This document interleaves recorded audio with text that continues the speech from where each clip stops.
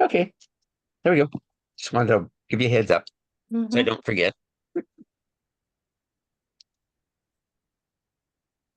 How's everybody doing? Everybody's good. All right, there we go. Okay. Well, we'll give it a few more minutes before we get into too much. Hopefully, more people will show up. Maybe I don't know what you have planned. Well, we had something planned, and then of course the Well, we're talking universe about, yeah, we're talking changed. about the candidates Yeah, election. yeah. But the candidates have changed since we've last talked. Yes, but we're talking about the ones we have now. Okay. So we Yeah. will see. We've already have we looked at Kamala's chart? Not recently, Not recently. but we will. We will. Okay. Yeah. Yeah, we're going to be focusing on Kamala, Tim, Donald, and JD, their charts. Okay.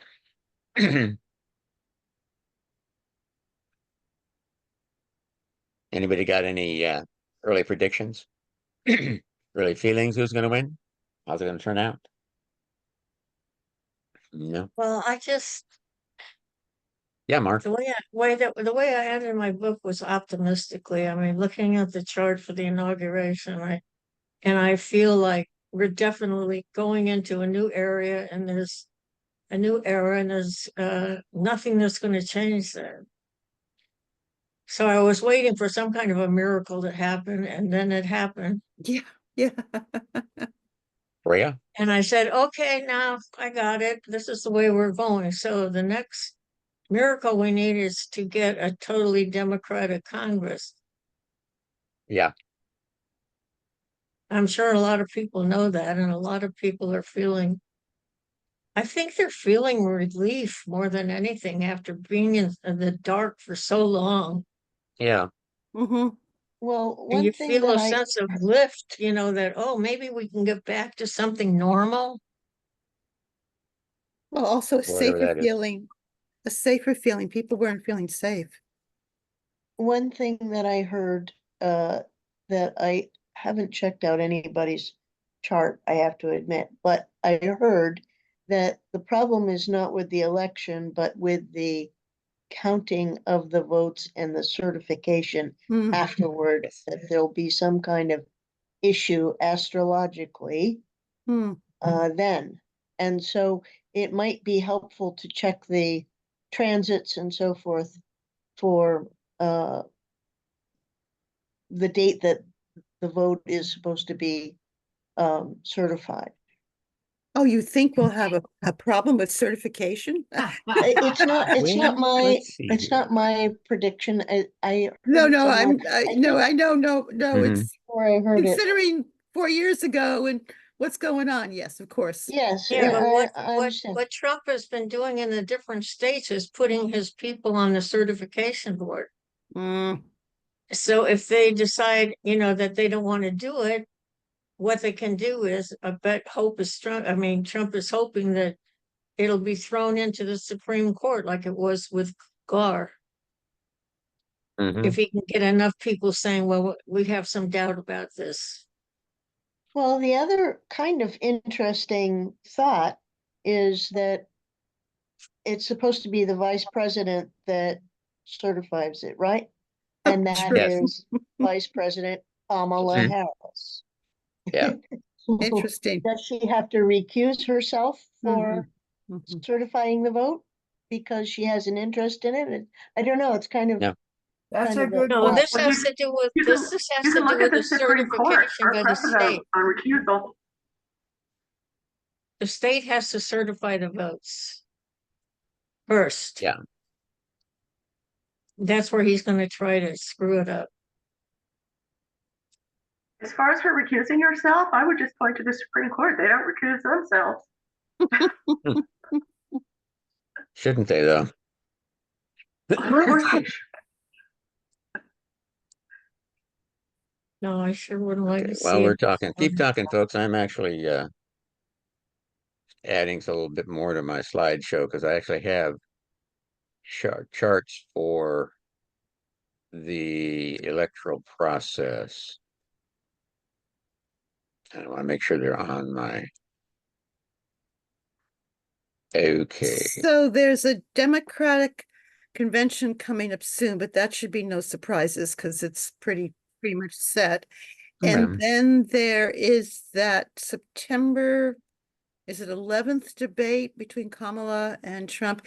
He said no, he wanted it on Fox News, and she said, no way, we made this agreement. So I guess it's Yeah. ABC. There's also his sentencing that happens. Ooh, so is the debate the 11th of September? No idea.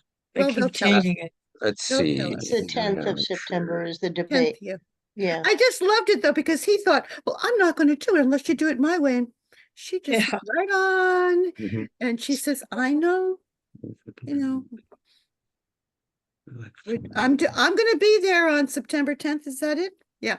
You want to be there? Yeah. John? Fine, because I'm going to be there. I'm not coming to Fox News.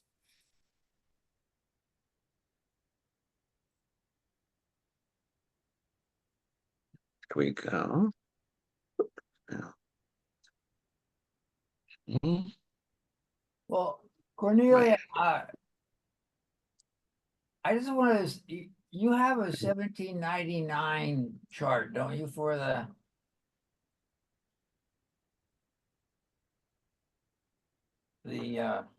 chart of the United States? Certified. 1784. What? 1784. Oh. Well, I've got something on April 5th, 1789. And it says something about a quorum. January 6th. And I was wondering if someone could.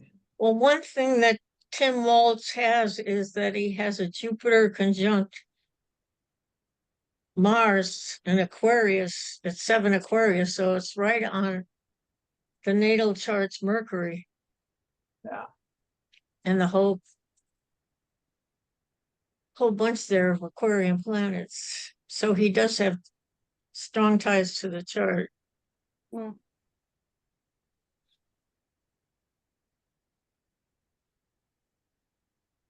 And she has Gemini rising with like the US chart. Can Oh. someone please tell me the dates that you have for all these candidates? So that I can create charts while I'm waiting? Kamala Harris is October 20th, 1964, I think, 9/28. I think that's what Jim's going to do though, isn't it? Yeah, it's already on a. It's already going to come up. Jim's I got it all know. done. I just Okay. wanted it on my computer, so. Oh, All right. Okay, well, we'll have it for I'll wait. you. Yeah. Pictures. I thought I had that. Don't mind me. I'm just state certified electoral.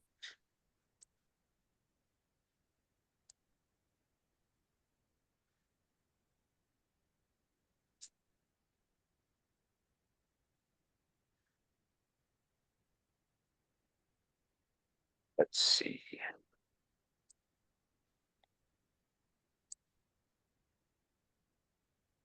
If Paris has Mars and Aries. And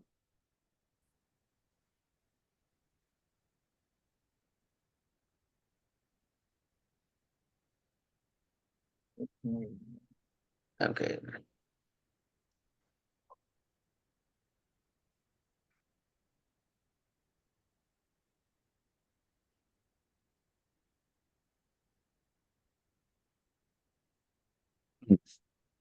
Well, we have a whole lot to. I mean, the next big thing is going to actually be next Monday when the Democratic National Convention starts, because it starts on a full moon.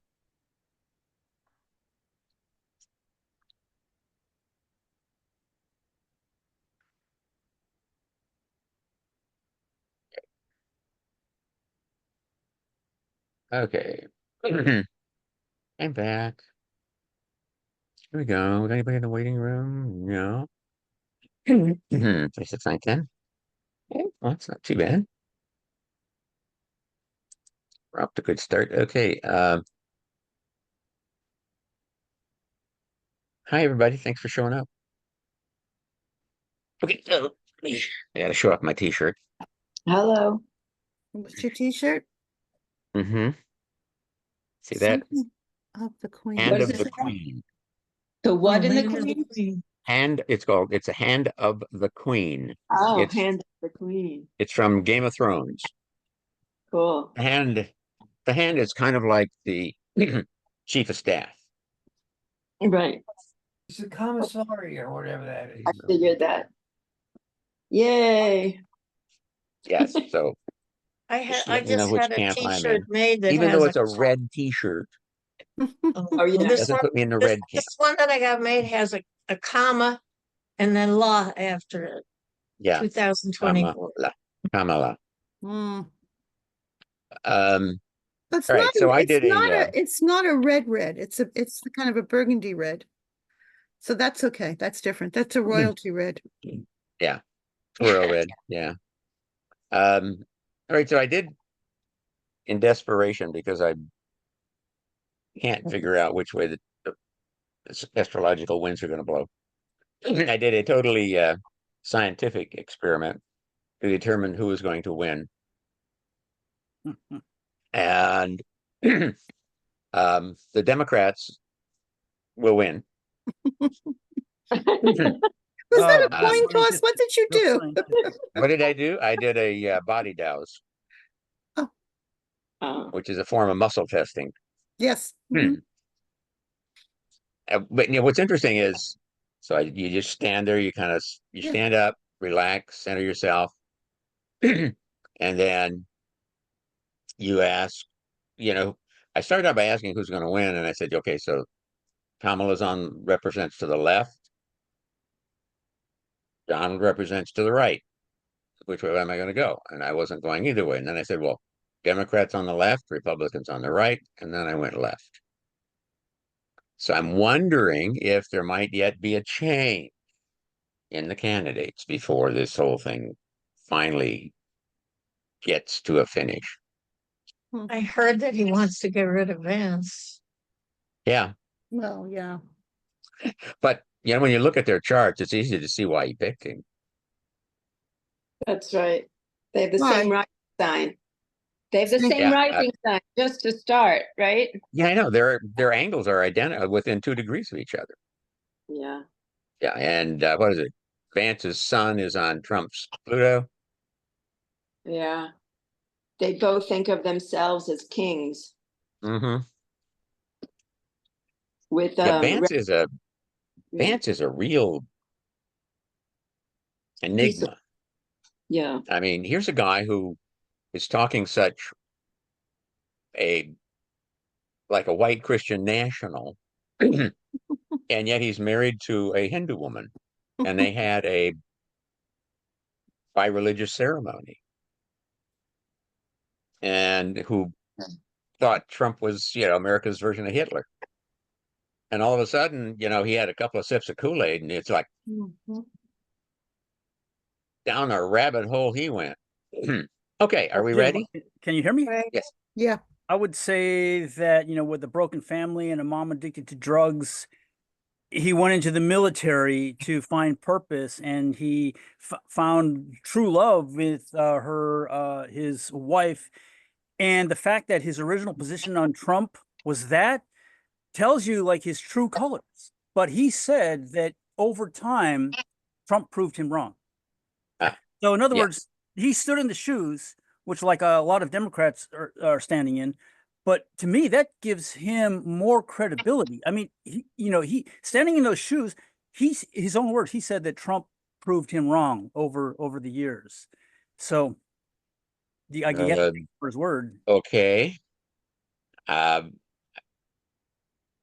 my question there would be, how did he do that? Since he only proved him, yeah, he seems to have proved his original thoughts. It pretty much proved him right to most of, to many Americans. So I'm wondering how he came to that other conclusion. I think there's like a veneer of perception regarding Trump, and then not just Vance, but other people when they go beneath Oh, the veneer, they say, "Whoa, I've believed these lies all along," and they completely come around. And then when they scrutinize Trump closer, they realize, wait a minute, he's not really what they all say, and it kind of goes from there. yeah, I mean, everybody, we all put up Oh, yeah. a different face when we're out there meeting with other people. So that's what the ascendant descendant axis is all about. All right, let's see. Oh, it's 12:17. Let's get started. Okay, okay, I am going to share my screen. Nice seeing all you lovely people. Hang on, I got one more thing I want to do here before we go. All right, here we share. That says share. I hope this works. What am I sharing? Oh, here we go. Thank you.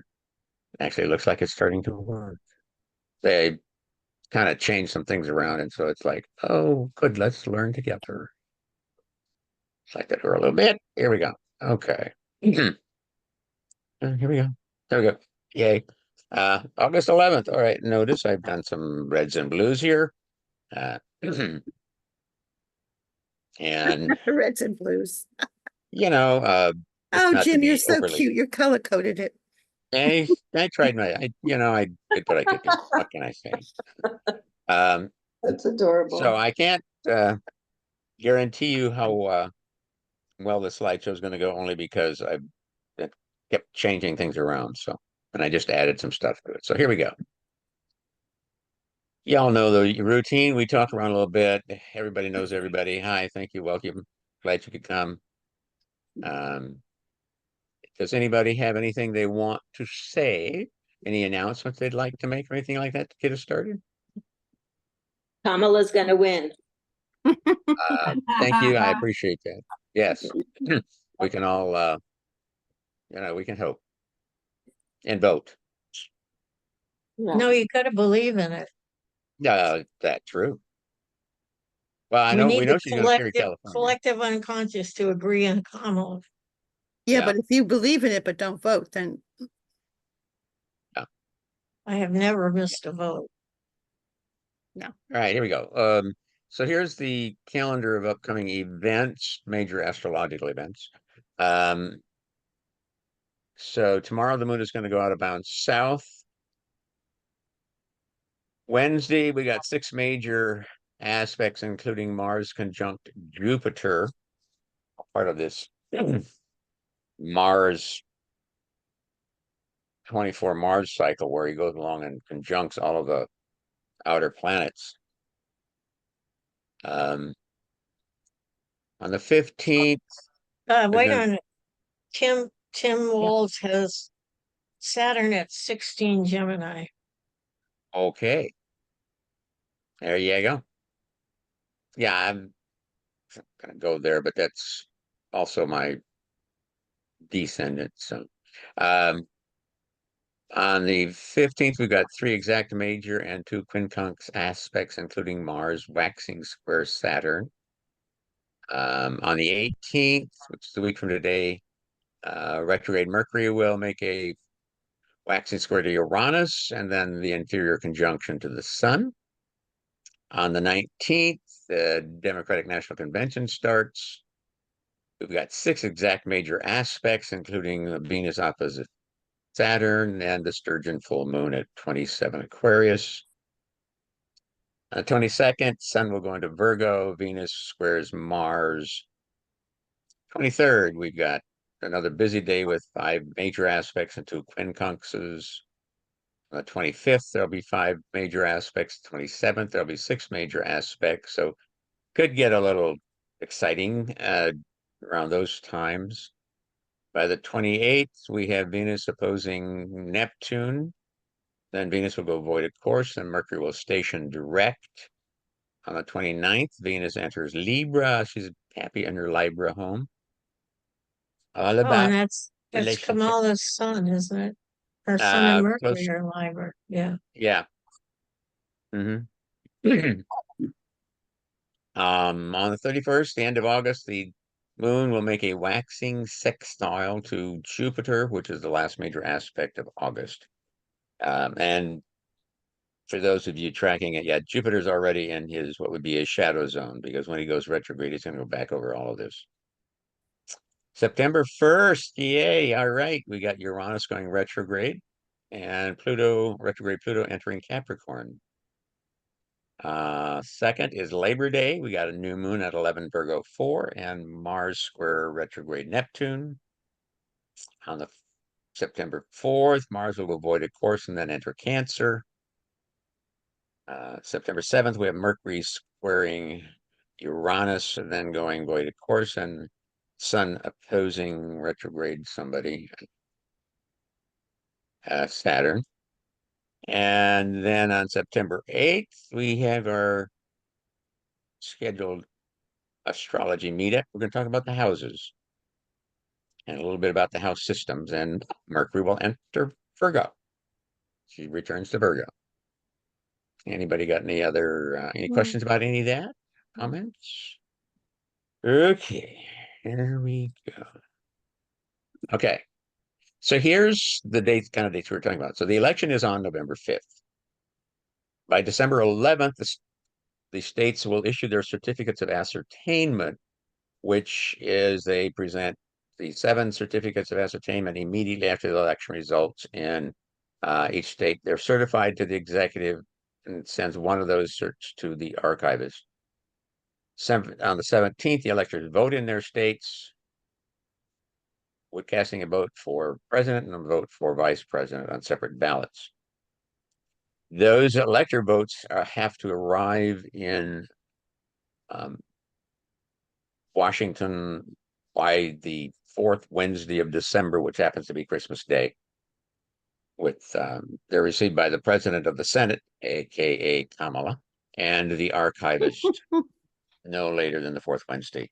On or before January 3rd, the archivist transfers the certificates of electoral votes to Congress.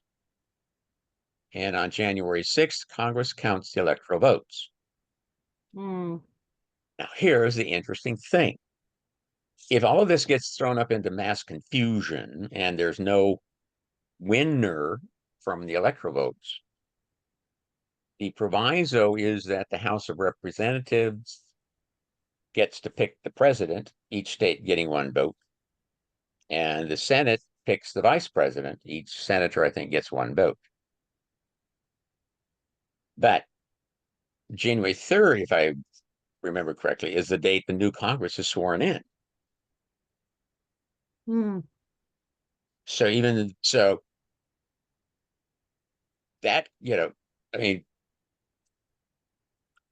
and then on January 20th at noon is the inauguration date. I'll have to double check on that date the Congress gets sworn in, but if that's a scenario, what 45 may be relying on is that either Congress will give it to him because he has a Republican Congress, Republican House, or he can get it to the Supreme Court. But what may happen is he loses control of the Republicans lose control of the House, and Democrats select Kamala, and then the Senate, which is remains under the control of the Democrats, will pick Tim Walz. So it could end up in Congress, doing what the electorate say, or who knows? It is that January 6th again, and the last time we had one of these, it didn't turn out so well. So, what do you think about Jamie Raskin saying that, well, they're just not going to certify Trump because he's an insurrectionist, and they're trying to pass this legislation, saying anyone involved in insurrectionist activity cannot hold the highest office? It ain't going to happen, because Congress would have to pass it, and there isn't enough. That's what I was thinking. With the Republicans still controlling the House. Congress, like all the representatives, or just not the Senate, but Congress, all 350 some odd people, and does it have to be like a 2/3 vote? Well, first off, the bill has to start somewhere. It will have to pass both the House and the Senate to get to President Biden to sign. Okay. It ain't going to get out of the House because Uh, Trump won't let it. And his minions won't let it. So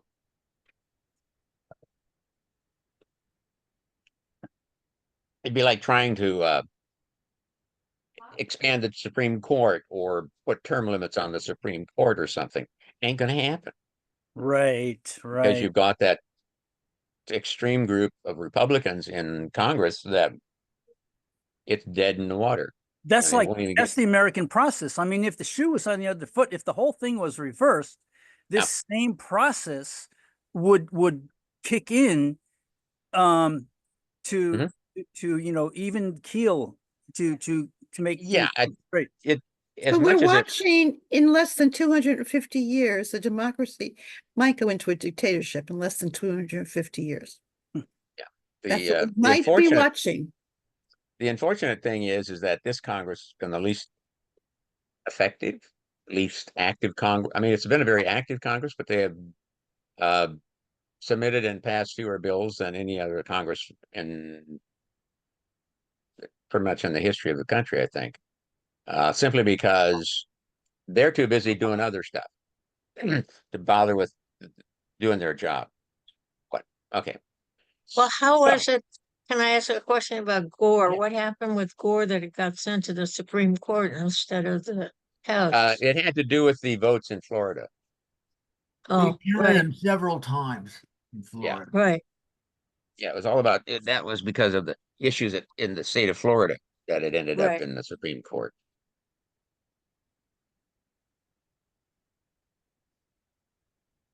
Okay, so come back. Right, so here's a map showing when the polls close by state. And you notice it's kind of colorful.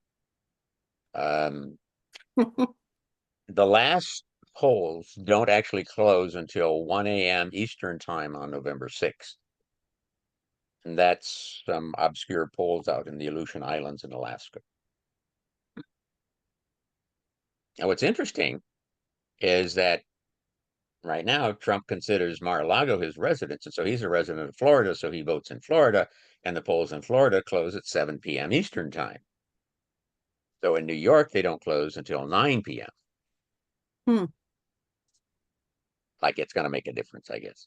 But yeah, now notice that the times in the colored coded are all Eastern times. It's interesting that New York and Louisiana are mostly with the Midwestern, not or the far Midwestern. Like they just decided to have later times to stay open. Yeah, they just yeah. I mean, and, I can understand in New York. I mean, considering how the metropolitan area and the troubles at time of just getting around. Louisiana, yeah, it's Louisiana. What can you say?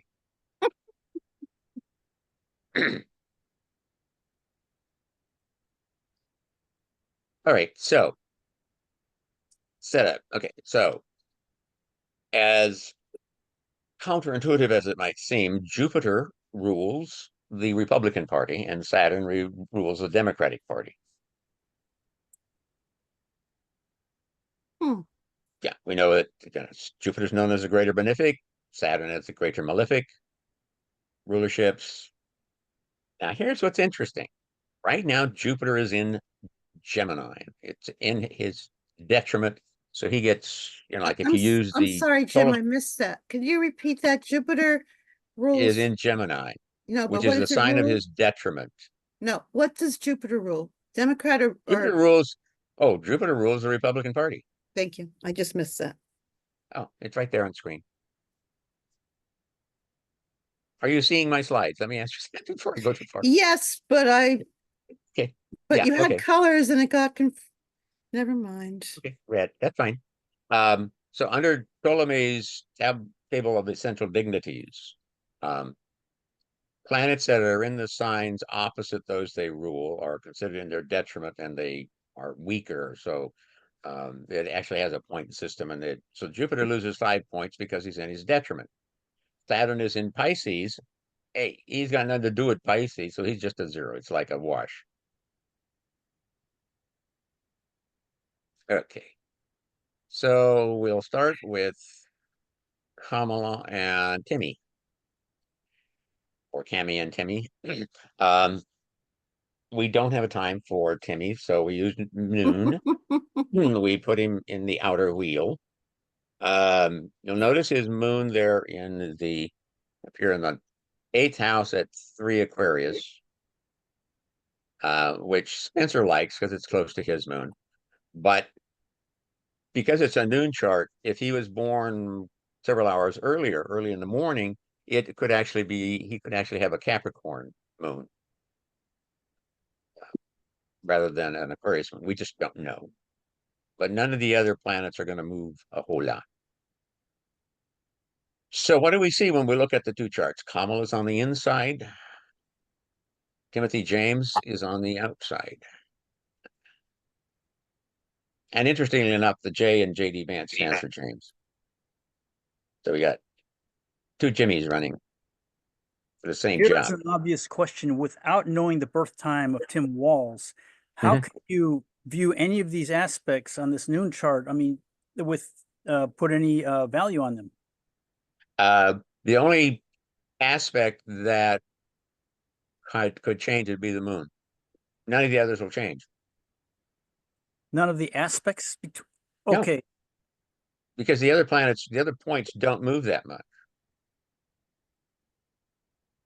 Only, I mean, the sun could move a degree, which would be half a degree either way, though.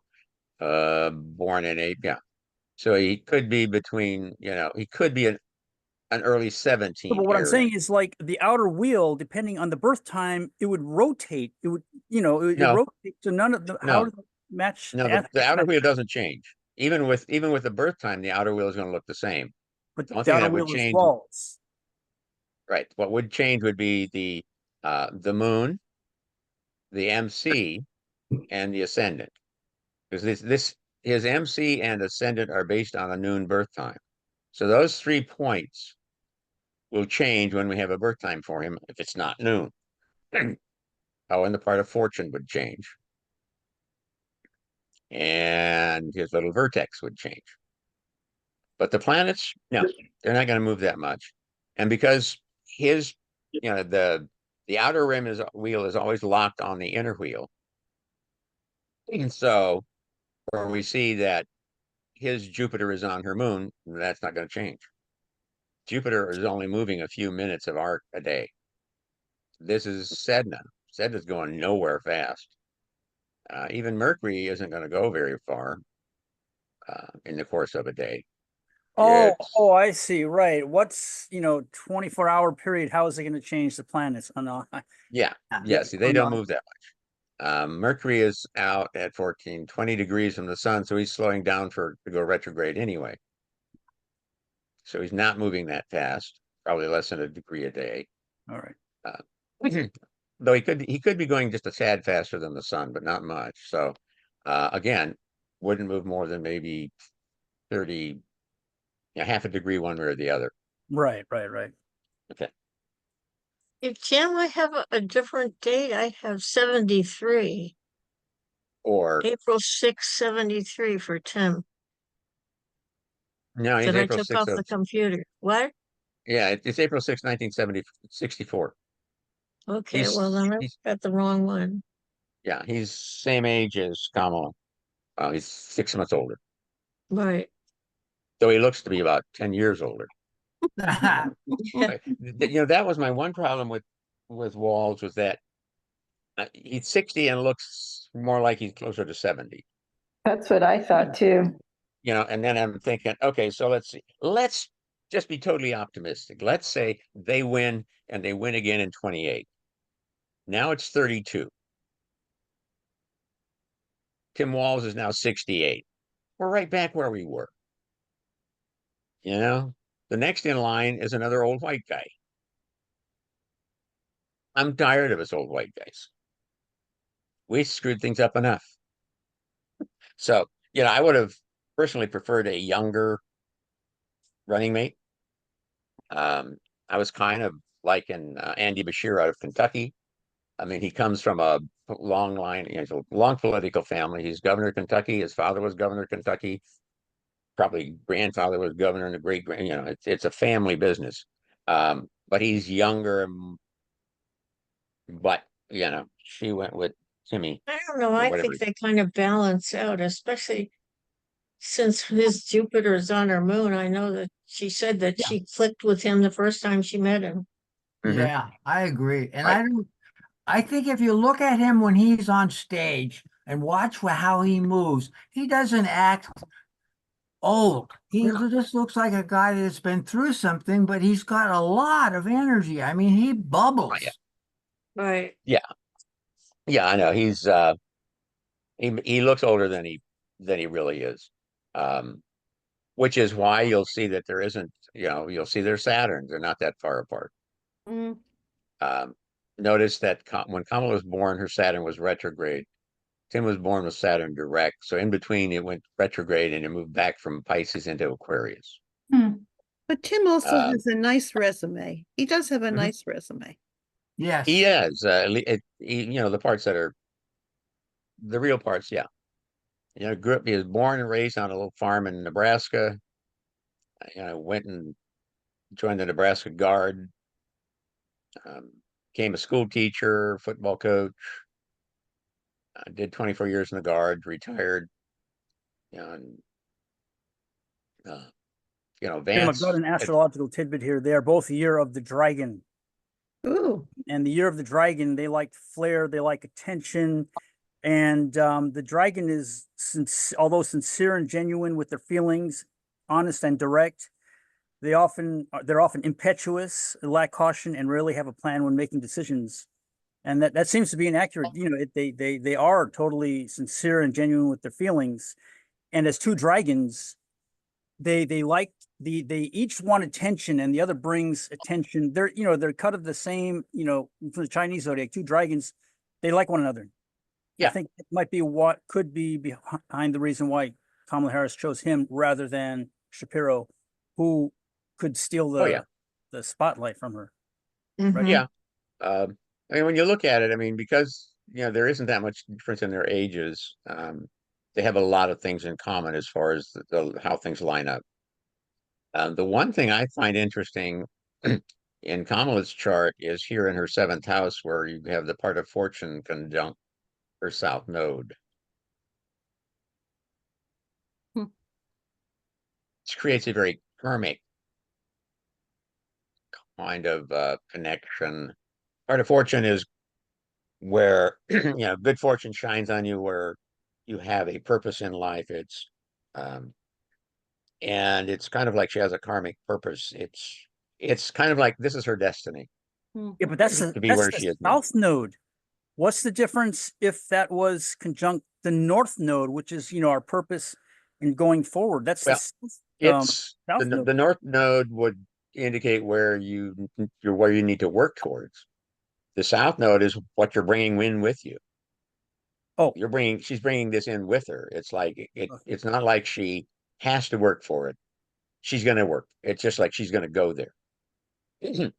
It's almost like she doesn't have a choice because it's coming from the south node. With the north node, you still have to work for it. That's where we're supposed to go. Doesn't mean we're going to go there. But doesn't the South Node on the Ascendant point out that her whole thing is, look, seventh house is a bunch of partnerships, and she's already had some problems with her husband and his background.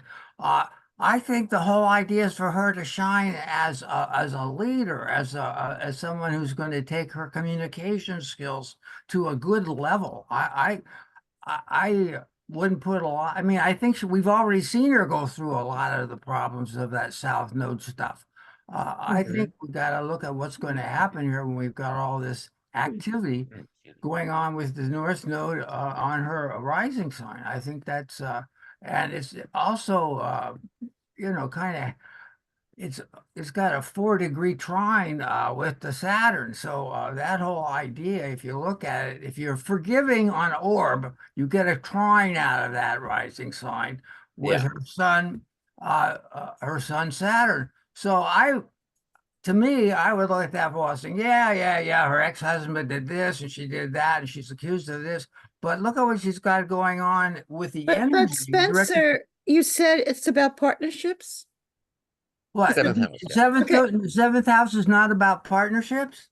No, I'm asking you, that's what you said, right? Yes. And then you went on about Yeah. but partnerships doesn't just mean an opposite sex that you marry. She's got a partnership now going with Timothy. She's got a partnership going with Biden. She has a partnership with Congress.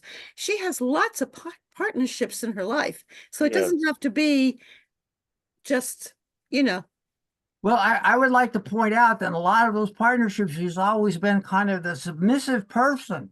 Biden and all these people had more power. She no, was just, you don't have to be submissive. She's just quieter doing her work behind the scenes and working with him. all right, we have to agree to disagree. Okay. But yes, she does have the one thing you did point out, Spencer, she's got that grand air trine from her sun to Saturn to her north node. She has a grand That's air trine, like the US chart has a grand air trine. And on the day of the election, Jupiter is going over, will be close to her ascendant north node as it is going over Trump's sun. yeah. Jupiter actually stations at 21 Gemini, Mhm. if my memory serves me correctly. So it doesn't get there.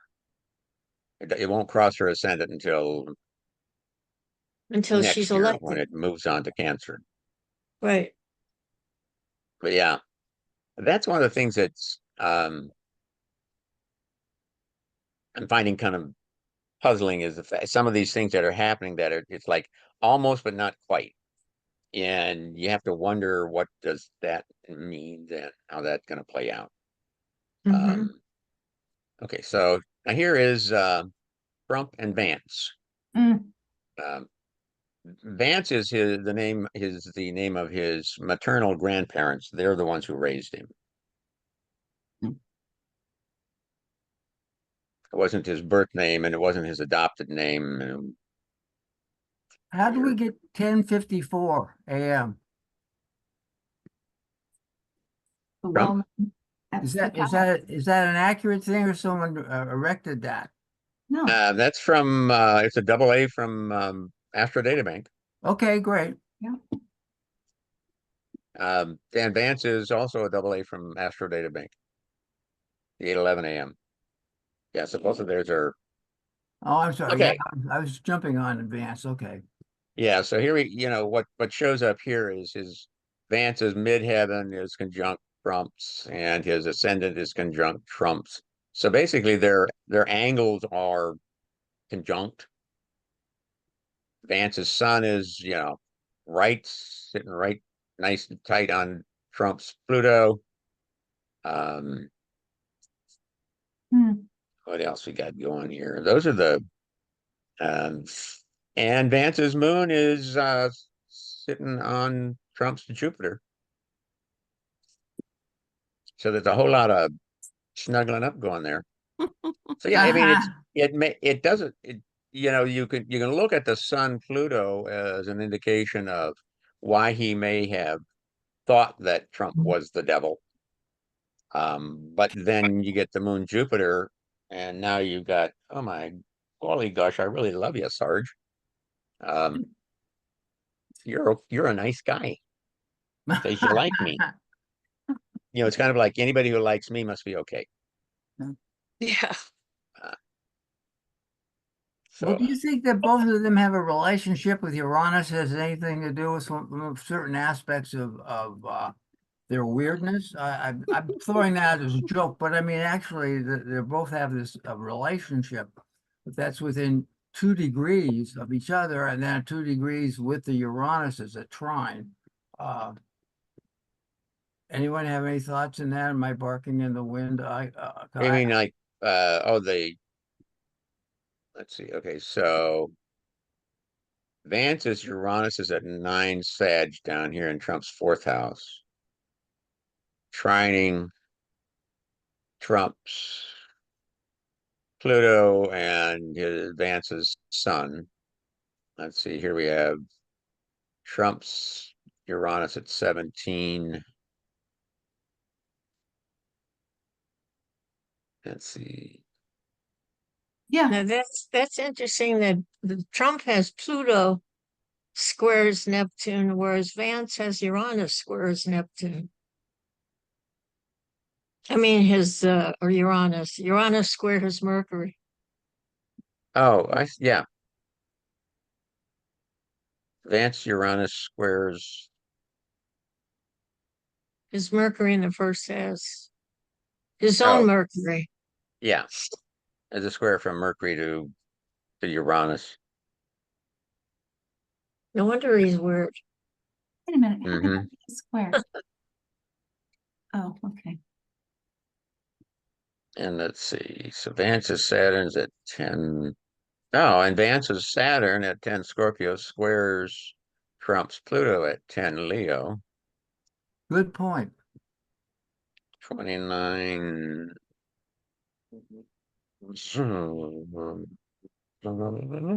16. It's called Who's in Charge here? Yeah. And Vance's Neptune is at critical 29 degrees, right Yeah. on Trump's moon. Well, not right on it, but close enough for government work. There you go. Yeah. We didn't see him clearly. Yeah. Well, So notice too that Vance also has Pluto at the 29 Libra, Yeah. so he's got two planets, the two outer planets, Neptune and Pluto, at that anaretic degree.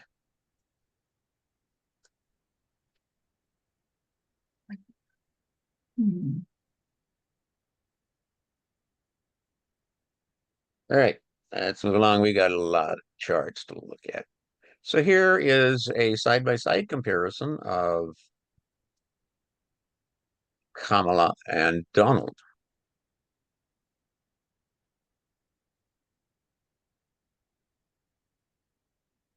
I have bi-wheels too. Look at all her beautiful trines. That kite. Yeah. Look at her kite. And it's the sun is Mhm. the tail of the kite. Yeah, and And a mystic rectangle to boot. Mhm. Good Yeah. point. Oh, yeah. Big trines. Saturn at the midheaven, late coming to the presidency. That makes sense. she has kind of her chart's kind of, in some ways, a seesaw. She's got, a lot up here, a lot down here, lots going on. Well-rounded. Donnie is a little more focused. You'll notice he has a concentration in the fourth quadrant, um, which tends towards more independent functioning, Would you thinking. say Kamala Harris has got a triple conjunction between Uranus, Pluto, and Venus in Virgo Yeah, Virgo, fourth house. Yeah, within 4-degree orb? yeah, That's got to be Mhm. significant to her. stellium. Mhm. Yeah, that's a powerful stellium down here. Could you My repeat question that? is- And Could you So I- repeat that? Could you talk about that again, please? the stellium, the Mhm. Uranus, Pluto, Venus. Mm-hmm. Why is Um, that? Yeah. Well, for one, you got three planets that are within 4 degrees, so that makes it pretty strong. They're in Virgo. Virgo really is it's known for being, the analytical and critical, but it's if you go back to one of the creation stories, um, the constellation of Virgo represents the Greek goddess Astraea, who was basically kind of like he was the judge of mankind on on Earth, and she was the last of the gods and goddesses to leave Earth because she's just didn't want to give up on mankind, and Hmm. she stuck out so long before she finally did that they placed her in the heavens as the constellation. So and in her outstretched hand was the scales of justice, also known as the sign of Libra. So Virgo and Libra are very connected in that sense, mythologically. And Venus is about beauty and desire, but it's also about and the element of fairness. Uranus, we talk about the revolutionary, the unexpected. We tend to forget that Uranus was actually the son and husband of Gaia, and Right. and fathered the next generation of gods What do through we his think And mother. of this? Uranus rules her 9,000. Both of her parents were immigrants Yeah. Could we talk and about protesters. what about the sextile to the Scorpio of that Pluto Venus is within a degree, and But to that's Neptune. to Neptune, yeah. Yeah. I mean, you'll notice that if you look at it right now, you can see that Pluto is actually on the midpoint of Uranus and Venus, which just adds to that power of that stellium. Of course, in most Right. cases, that's what you're going to have with a stellium, but not always. Right. And then, he's got a real tight sextile from Pluto to her Neptune, Well, that's her but there's dream. also, you got the sextile from Venus to Neptune. So all of these are sextiling this Neptune over here in Scorpio, which is conjunct her vertex. Vertex is a fated point. It's another point of reference within the spatial system of the heavens and the planet's location and such, but it kind of represents a fated point. Um, Well, that Neptune, in my chart, I'll have to be honest, the Neptune is incredibly powerful because of the transits to it. And to have this sextile like this with these very strong orbs, it would seem to me that Neptune would have a lot of power in terms of her motivation. It's in the fifth house. And that has a lot of power for, seeking your self-realization through some kind of activity that has some kind of deep meaning for you. I think that would be something that would the idea Chiron, and this I'm babbling, but what about Chiron being right up there opposing all of this stuff going on in the fourth house? Anyone have idea? Well, I think she's found a way as a prosecutor with all that Virgo to leave no stone unturned, to Good. get to get every detail. And perhaps that ability is what is healed or is in the process of healing that Chiron in Pisces, which would make her very sensitive to others. Hmm.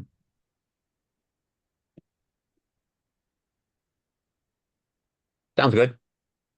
No, Yeah, in the Chiron is past four, obviously the in the ability to past heal. 4 And in opposition, the challenge of the opposition is to overcome a certain obstacles, right? And to make the most to tune into that energy.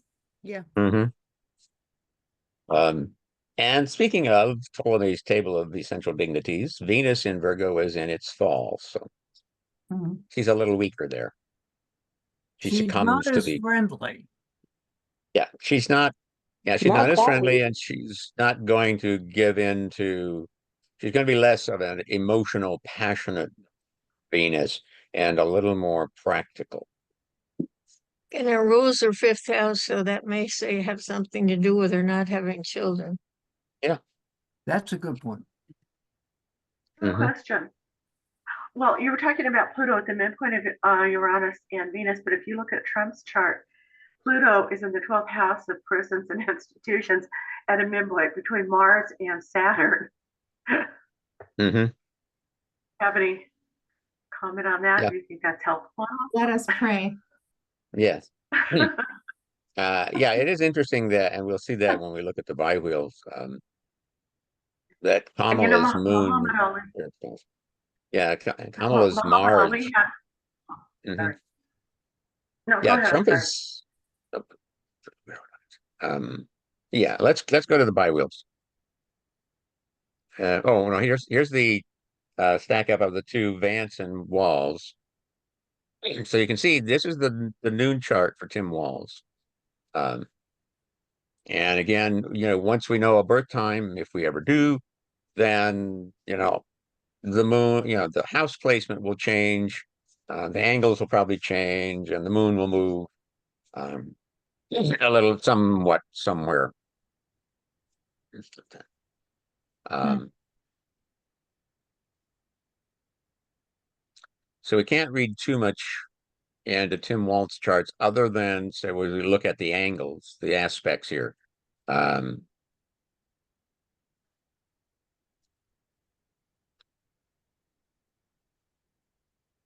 so,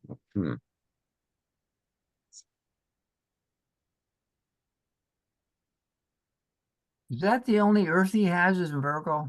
Am I missing anything? he's got Mercury and Taurus. Oh, yeah, that's good. The trine's there, so that's something. Mm-hmm. Well, he's got Uranus, Pluto squaring Vance's Mercury in the first house. It should make for an interesting debate. Mm-hmm. Yeah, basically conjunct it. Yeah. Excuse me. Walls Uranus is on Vance's Mercury. Now with Vance, we know, unless somebody totally blew it, this is his good birth chart. Interesting that Mercury in Vance's chart is the focal point of his T-square in the first house. Yeah. In Virgo, gee, he doesn't seem to be able to get his facts correctly or articulate them. Yeah. Anyway. Mm-hmm. Yeah. Is Vance's Venus conjunct his ascendant? Pretty much, yeah. 4 degrees. To me, that's like searching for love, the broken family, military, and then you find someone from a totally other different culture and you marriage and family and love. I think that's indicative of that. And it's interesting too that they met at Yale Law School. So oh yeah, got to be smart for Yale. Mm-hmm. How about his vulnerability to be baited? We've got a nice square there within a degree to the Venus, and the Venus happens to be in Leo. So I think you could get a good case that if you needled him enough and worked him over enough with barbs, that he might lose it, like in a debate or something. Yeah. That square read from Venus to Mars, that fixed square. Oh, yeah.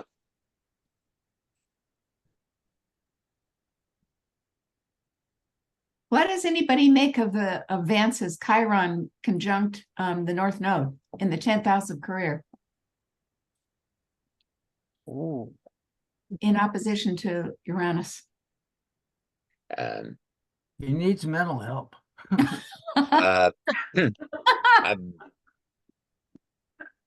I would look at that as having issues with a grandfather. Even though he was raised by his maternal grandparents, didn't really know his father from what I can glean. I don't know if he had any connection with his paternal grandparents. But even so, there may have been an element of some rebellion against his grandfather stepping in as the authority figure. When Vance was young, quite little, his mother married again, her third husband, who adopted him, and he was, what was it, James Donald or John Donald or something like that. He had a different name then.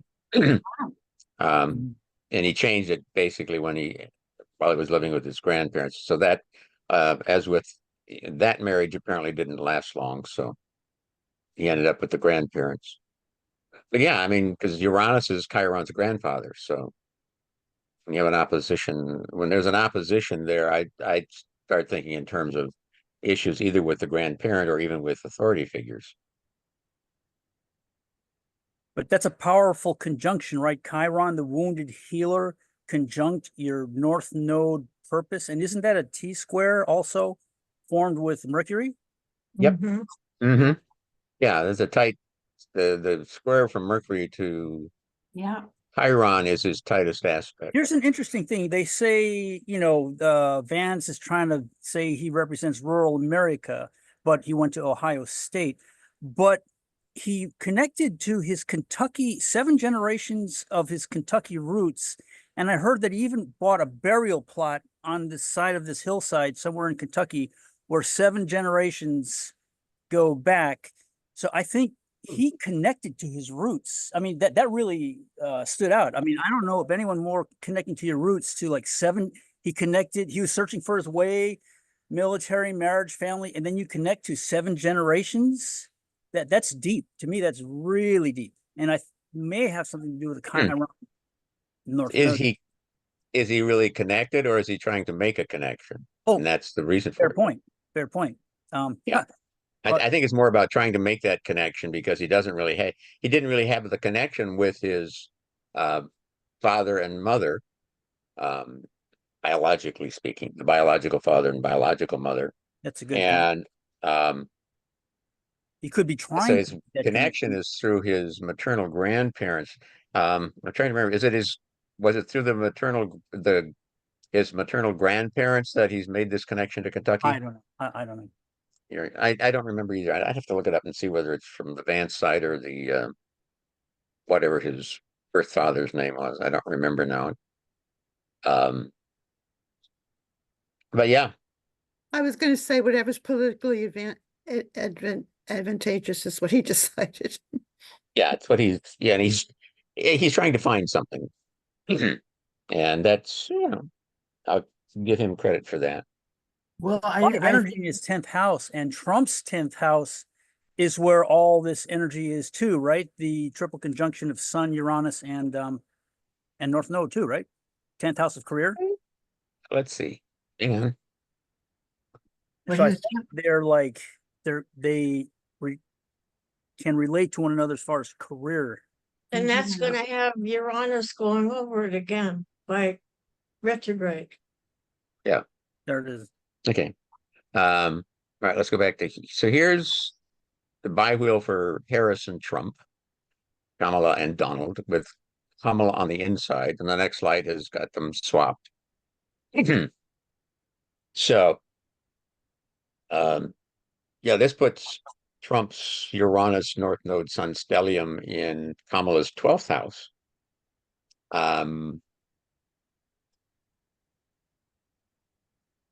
If we look at it from the standpoint of secret enemies, it's no longer a secret. He's out there. But are there others perhaps that we don't know about yet that perhaps some even within her own camp that may betray her? Wow. What's gonna be happening with Jupiter going over those in her 12th house? Um, well, in her case, yeah, let's see. Yeah, so Jupiter's in her 12th house. Now, the fortunate thing is that she doesn't actually have any planets in her 12th house. Her 12th is ruled by Venus, which is down in her 4th. And she doesn't really have anything. Yeah, it from an opposition standpoint, it's not opposing anything because, like I say, it only gets to 21. It gets in between here, the North Node and the Trump's North Node and Trump's Sun, and then it's Right. stationed retrograde. the Mars trines this moon in that situation. Her Mars trines the moon in Trump's Yeah.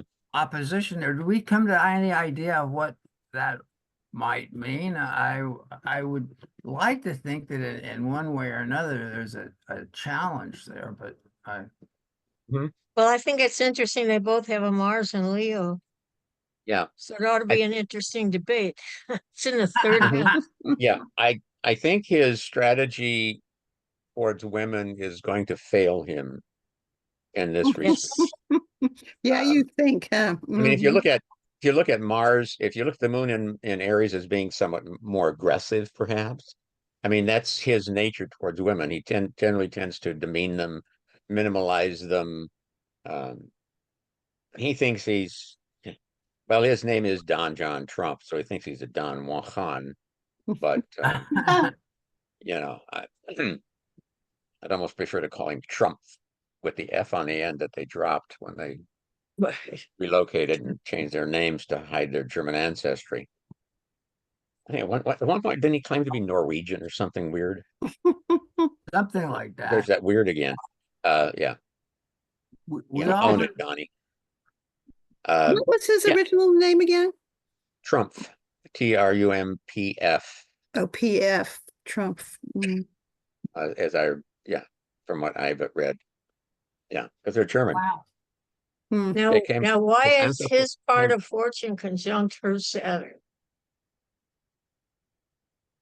Yes. Well, yeah, there is that little detail. Trump's part of fortune is sitting right on Kamala's Saturn. Yeah, but you got such a square going on here. I think with the if I have this correctly, I don't think I do. I was going to say I think that there's a square between her Venus and her moon, which looks pretty healthy.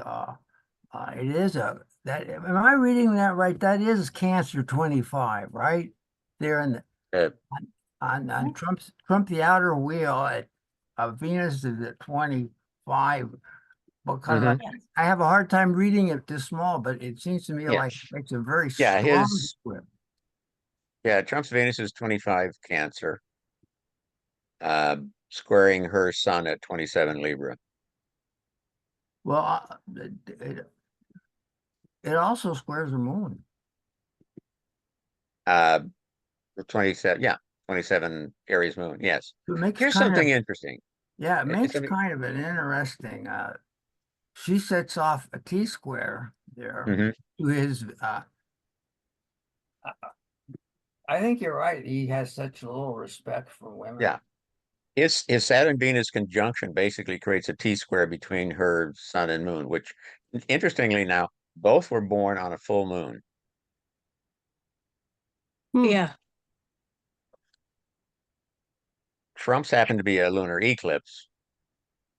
But that's the only difference. Hers is actually she was actually born a little closer to the full moon than he was. But yeah, Well, they're Yeah, both right. comfortable on stage with that Leo Mhm. Mars. well, now Yeah. here's another interesting point. Okay, so her Venus at 17 Virgo creates a T-square to his full moon. That's Gemini. Mm-hmm. Well, isn't that just interesting as heck? Don't know what it means, but it's interesting. But yeah.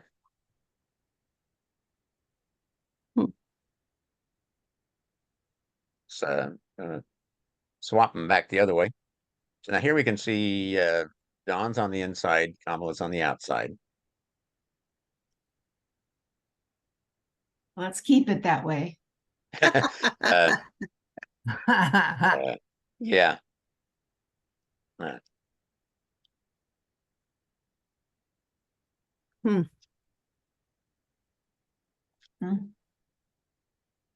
puts her North Node in.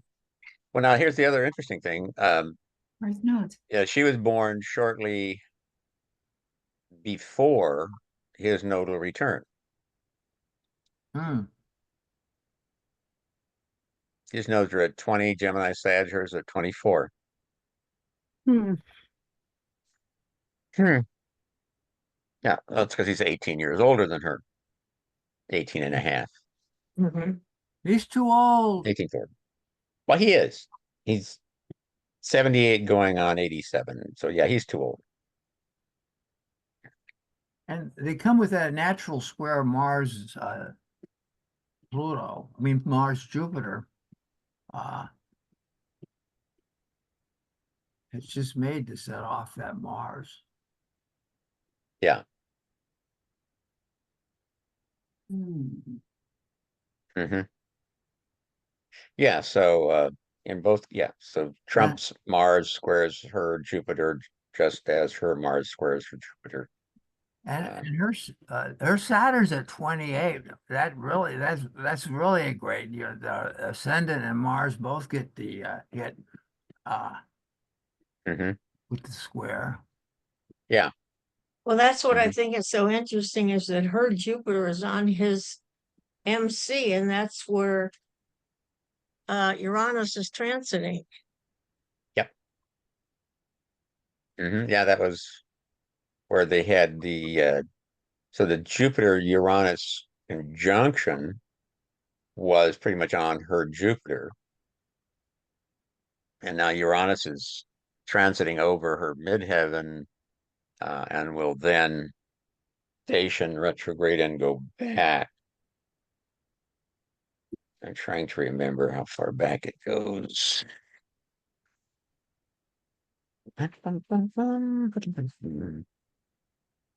It goes over around the election, I think, again near the inauguration. Let's see. 30. Yeah, so that does make for interesting.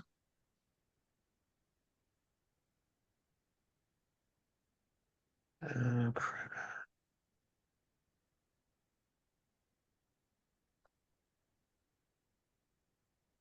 Can you put those, can you put up the election day with the triple For wheel? sure. With Yeah, the let's see. triple Are wheel, they that'll coming up be next? interesting. Let's see what's coming up next. Oh, here we go. Before we get to the election date, we're going to the full moon that's coming up on the 19th. Hmm. This is Kamala with the full moon outside. Uranus goes back to 23 Taurus, so it will back over her midheaven, just a skosh.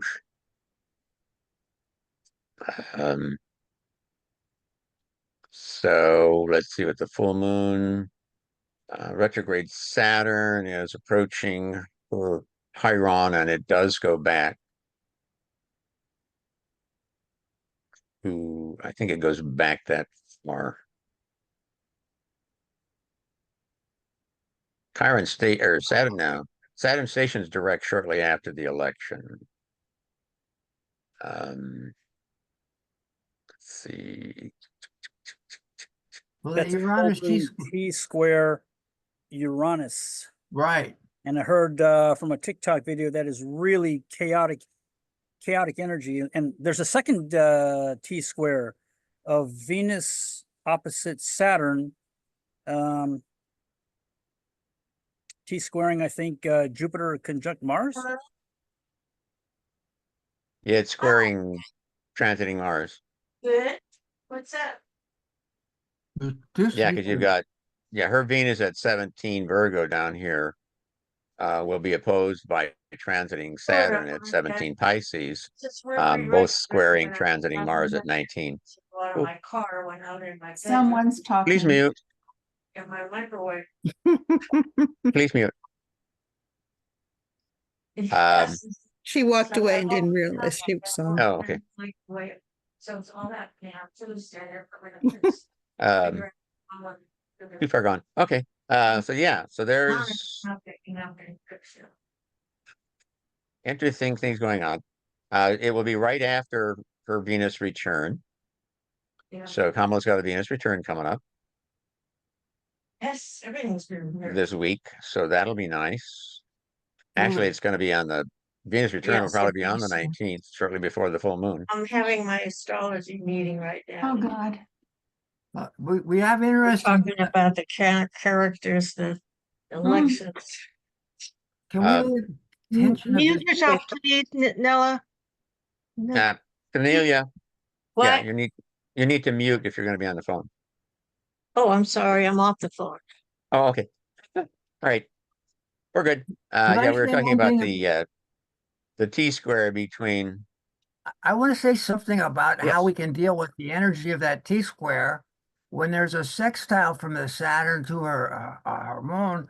and there's a trine between the conjunctive Mercury to her moon, there seems to me like a lot of that energy will find some way to be diffused. I mean, I agree the energy is there, but if you look at that aspect of the planets are involved in the T-square, they offer by their own aspects that T-square, I mean, the sextile and the square and the trine. I think that's going to take a lot of the energy and dilute it into other I mean, I think it'll be oof, and then it'll kind of be absorbed by that. That's my take on that. Mm-hmm. Is this the day that the Democratic convention starts, the Yes. 19th? Yeah. Mhm. Yeah, and it's the day of the full moon. And notice that there's a really tight T-square between her Venus and transiting Jupiter and transiting Saturn. They're all at 17. Yeah. Now, in the world of Tarot, the number 17 major arcana is the star card, which also represents Aquarius. Hmm. And 1 + 7 is 8, which is the justice or balance card, and Gemini. No, Libra, I'm sorry, Well, which is her sun sign. So yeah, there's a whole lot of, and you think about it, we just have the Mars Jupiter conjunction coming up. That's going to be really, that's going to really activate that opposition from Saturn to her Venus, or even from Saturn to, her stellium of Uranus, Pluto, and Venus. Yeah. Um, how far back? Why And do you, that, why do you that, say it activated? Pardon? Yeah. at Mars at Why do you 19 say it will Gemini will be on Trump's Uranus. Mm-hmm. Yeah. on the sun? Wait, Saturn trine Neptune. we're not talking about Trump. We're talking about Mm-hmm. Saturn trine. Yes, we have the Saturn trining her Neptune at 16 Pisces, 16 Scorpio. So there's that. Lucid dream. She might be hoarse from all the campaigning, I'm looking at the Saturn. Well, yeah, She might not be feeling, her throat might be something, but I think with that Jupiter Mars, she's gonna be good. yeah. She's gonna rule. Okay, so here is the Donald with the full moon on the 19th. This puts transit Uranus, in the 10th house at his midheaven. It's transiting Jupiter on his Uranus, transiting Mars on his Uranus North Node Sun. opposite his moon. Mm-hmm. Opposite his moon. Now Mars just keeps going, but Jupiter is going to station at 21 and then back up.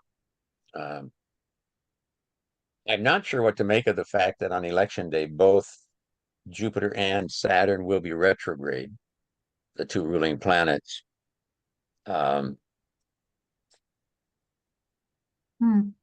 Even though right So- on his sun and node. Yeah, but Jupiter is debilitated. Jupiter's debilitated in Gemini. So I'm wondering how much energy if that's going to suck energy off of that stellium of Donald's. Well, that Jupiter is conjunct Trump's triple conjunction Sun North Uranus, right? Yep. Right? Mhm. Should be an interesting day. I think he wants to do some kind of a rally on the day that the convention starts, doesn't he? Kind of take away Yes. attention from it. Yeah. The Yeah, problem- he wants to do something to try to upstage it. Right. The other thing that comes to my mind is it's Chicago. It's the hot dog days of summer And do we have any kind of a replay of '68 Chicago Democratic Convention Hmm. with pro-Palestinian demonstrators trying to muck things up and possibly even uh, being amped up by some mega extremists? Oh, no, they wouldn't do that. No, I don't think they would. I mean, are they even are they even smart enough to think about something like that? But Well, it's out there in the ether. So, um, yeah. So we have the transiting sun is on his Mars, transiting Mercury is on his Mars, and this is just right after the inferior conjunction It's from, squaring his Uranus at the same time. yeah, But squaring Uranus. he's got the moon conjunct the part of fortune, and he's got the Uranus conjunct the part of fortune at the midheaven. So there's some kind of luck potential here. You know, the introduction of something going for him Yeah. on his side. But The Uranus makes it. now, when we look at the full moon, in the full moon, the moon is fully illuminated, meaning there's nothing hidden anymore. So, is there going to be something about his part of fortune that is revealed? But his health. Well, what about her sentencing? What day does that take place? I'm not sure. I think that's September.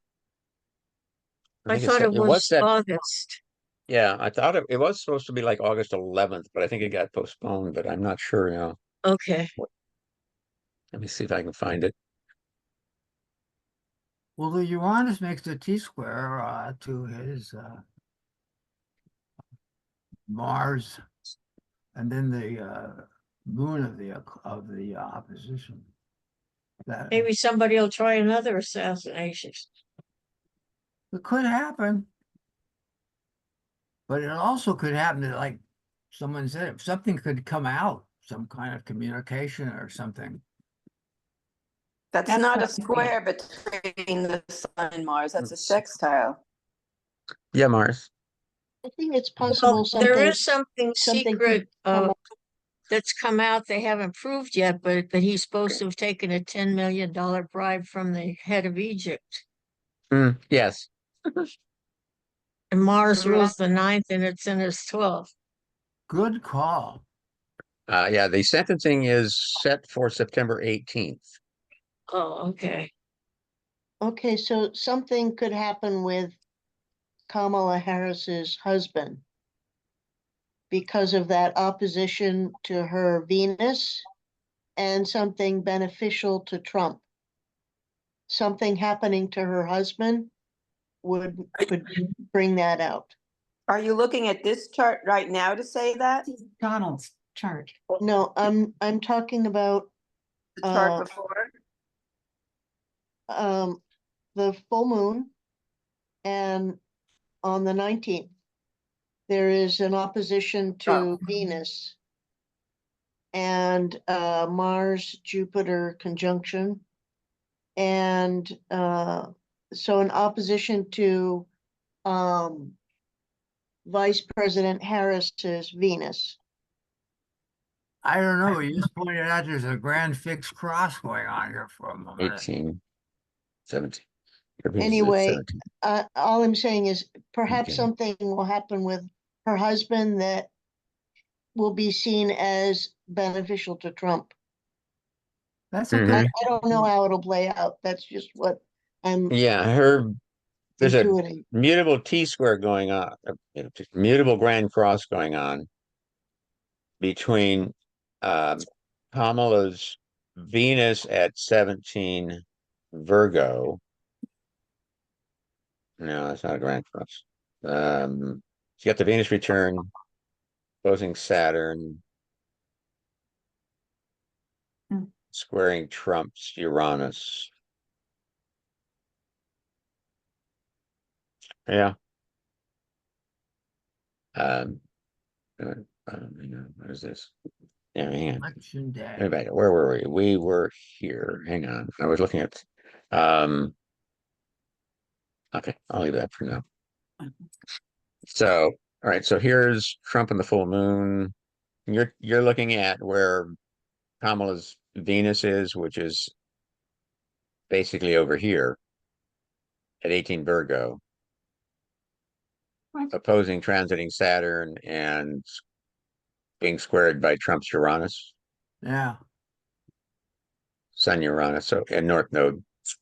Uh, could be something. Could be. It could be a totally made up something, but you know, Hmm. it's the mandala effect, where if you tell a lie often enough, people will believe it. Mhm. And uh, as with the stolen election and so many other things, and that he's a he's a multi-billionaire great businessman. Not, Huh. With and the I don't know why there isn't Mars, more made of the fact that he's filed for bankruptcy 6 times. But if you're such a great businessman, Donald, I think what the Democrats need to do, I think, or should be doing, is emphasizing the facts that contradict Trump's lies. I do too. Why I don't mean, they? I'm Yeah. wondering if that's what's going to come up during Kamala and Trump's debate, because he spews this out and nobody comes back at him. But she knows the truth. She knows some of those lies and the truth. She may just come back with him in the debate. she needs to. I mean, Yeah, she does need to. she And needs she's to. No, She smart needs they to enough. are put it to him. they are coming back with some comments against, fact checking him, the Mm. statements that he Yeah. makes. But that's all after the fact. And, unfortunately, that doesn't get as much playtime as then. True. When he spouts how great the economy was or what he did with, immigration, at the border, then they need to come right back at him with Mhm. the facts. Right. Because, I mean, yeah, he just spouts stuff out without any facts to support it. Mhm. Show us the numbers, Donnie. And he Show us- exaggerates everything. There are millions and millions of people coming over the border. Yeah. And that, they're all from insane asylums and prisons, all of Yeah. them. Right. Yes. Well, if you ever listen to narcissists in general, they do use really grandiose Yes. explanation. I can't think of the word. What's the word? Expletives. actually, though, Expletives. Yeah, he's always using these grandiose names, but a lot of narcissists do that.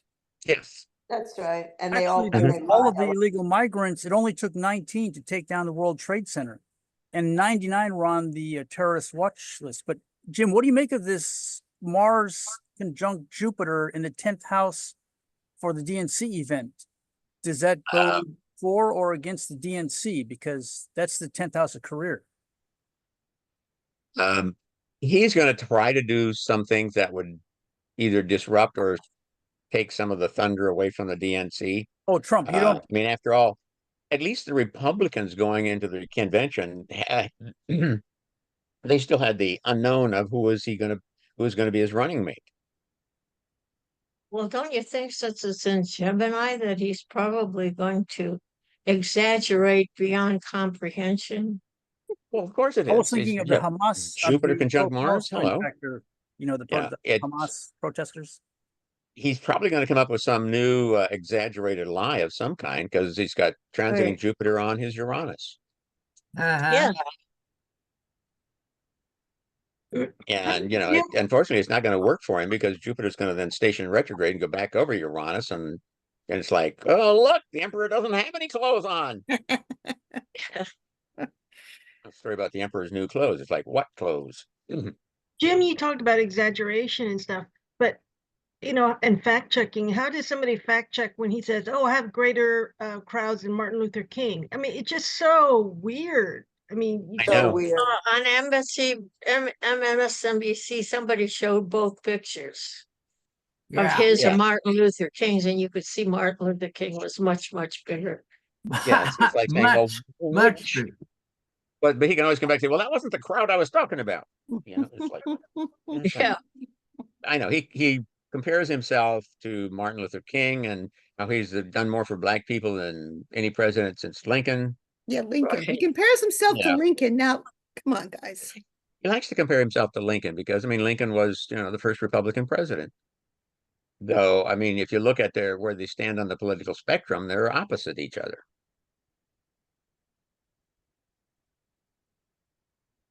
And if you Well, want to, if you want to figure out why does Jupiter rule the Republican Party and Saturn the Democratic Party, you go back there and you get the sense of why it was, because they were ideologically they were the opposite Yeah. of what they are now. Exactly. Mm-hmm. Well, they, maybe there'll be some chaos in the Republican Party. Well, there already is, but I mean, the question is going to be how Yeah. much. I mean, because there's Republicans for Harris, there's white men for Harris, there's and any Republican who doesn't kiss his butt, he calls a rhino. Well, you know what rhinos have? They have horns. They have some pretty sharp horns. Right. And what about conjecture that he's going to replace Vance? Hmm. Well, Well, conjecture so far. Yeah. yeah, it's conjecture. it's too late to- Personally, I would be less. I think I would be less surprised if he was replaced. I If agree. he Wow. Interesting. comes up with some good reason to himself to have to withdraw. Wow. Family Oh. emergency, family crisis, some other kind of a crisis that he has to deal with. His I think that's sentencing. going to happen too. Could that be the transiting moon on his part of fortune in the house of health? Mhm. No, not necessarily. No. Yeah. No, Well, when he's female. he's going to somehow get out of the race somehow. Wow. Yeah. Something is going to take him out. Something maybe cosmic or personal, but coordinated. Because Mhm. when Kamala starts, winning Right. greater polls and getting higher percentages, when it looks like he's going to lose, his ego will not be able to Yep. synthesize and integrate losing to a black woman or Mhm. a woman and a black woman, Indian woman. He won't be able to synthesize that. It goes against everything he believes in about being king and male and the god and Well, everything. we're talking about the stress that's coming as choice between getting elected so he can save himself from all these trials or losing the election. I mean, it's a pretty hard decision for him to make. It is, but what she was saying is about him losing. He can't stand to lose. Right. Most narcissists can't. But I remember this PBS special when they were comparing way back, him and Hillary and then him and Biden. There was a thing where his father said to him when he was a little boy, "You go in there and you don't lose. You don't be a loser like your brother. You go in there and win at any cost." So the word loser, that's that little boy that can't hear that father's name. You're a loser.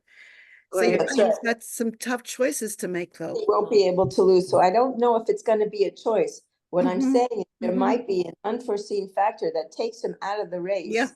Well, Just because his ego wouldn't be able to handle it to Exactly. lose. Exactly. His ego can't. That's why he cheated the first time. He can't stand to lose. His ego can't take it. It's like the ego is like a big fragile egg that's going to crack. Right. And Well, I'm sure the true Republicans, if there's some left, and I think there are, they're as incredulous about how he's the leader too. Like, how did they don't like him either. I mean, the religious right took over the Republican Party, but not the entire Republican Party, I'm sure. And They they're might they do did. what I'm saying is they might Yeah. do something to get him out also. There's that possibility too. Mhm, He's an embarrassment to them. mhm. Isn't he? Like getting on air and making fun of Kamala's laugh? I mean, who does Yeah. that?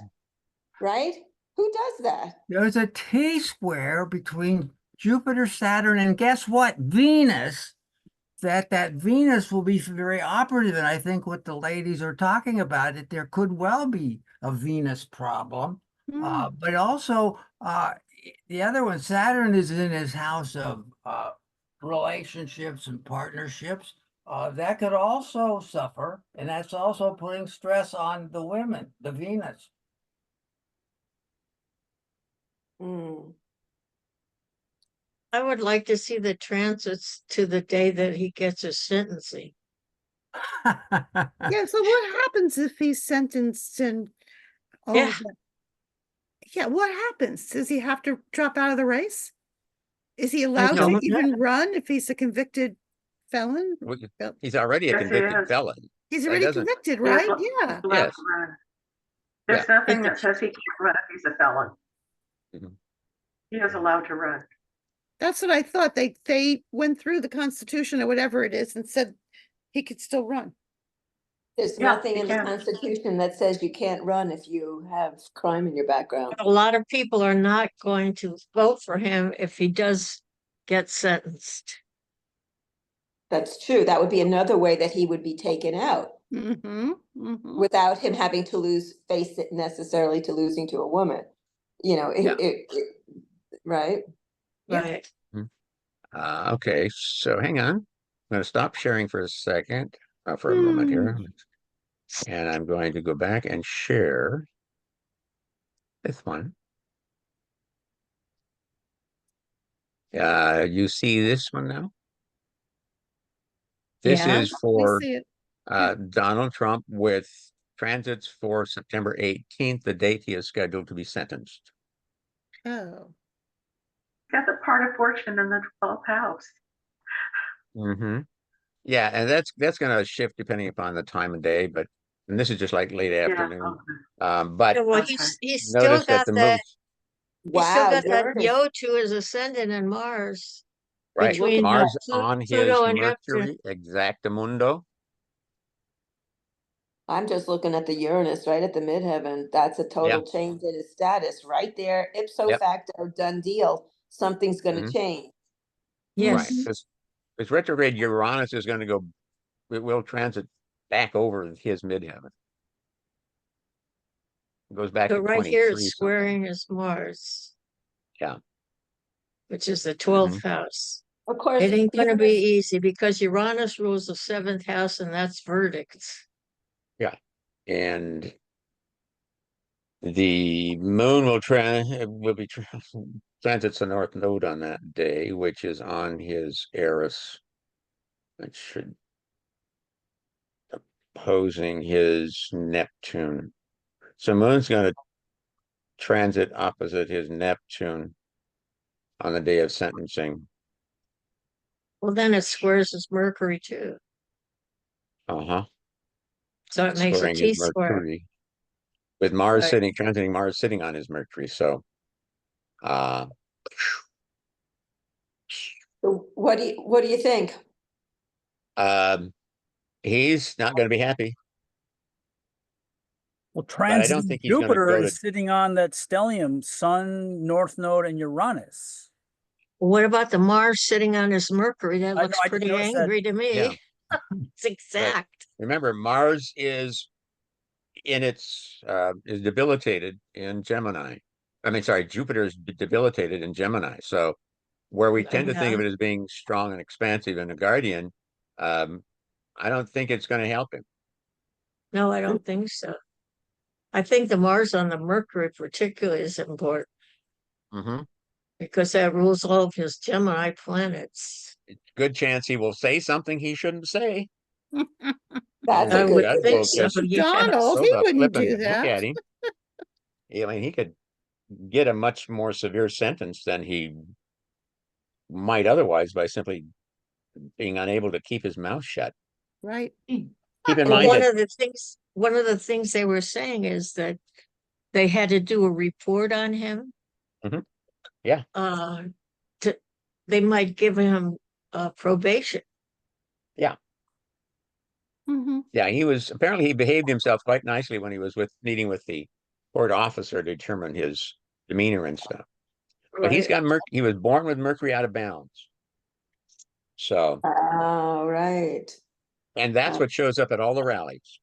And every Wow, it time, sure he goes, does. you put a camera in front of him, and Mercury out of bounds jumps out, and he just says And the weird south stuff. node on his Neptune. Yeah, yeah, He says the weirdest things he does. He just makes up stuff, which is out of great because and people. The problem unrelated is to people anything believe it. else. I know, he just figures they will because It's he like did. Sorry. people.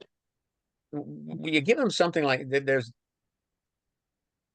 I suppose we're all guilty of it at some level, where we hear something that we want to believe, so we believe it without bothering to verify it.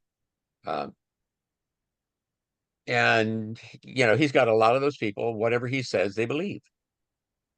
Was the election stolen? Sure it was. Oh, I believe you. Is world flat? Sure it is. Okay, I believe you. I mean, he's got flat. I don't know that all of his people are flat earthers, but there's probably a few that are. I mean, he's not the only that. Cult is bigger than Scientology, the mega cult.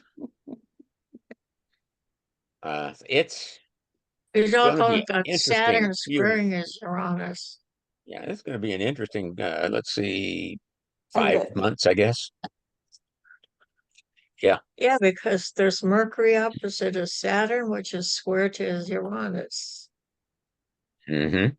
Mercury, where is Mercury? His transiting Oh, Mercury's there over it here is. at Virgo, 16 Virgo. Okay. It's Uh, opposite. What?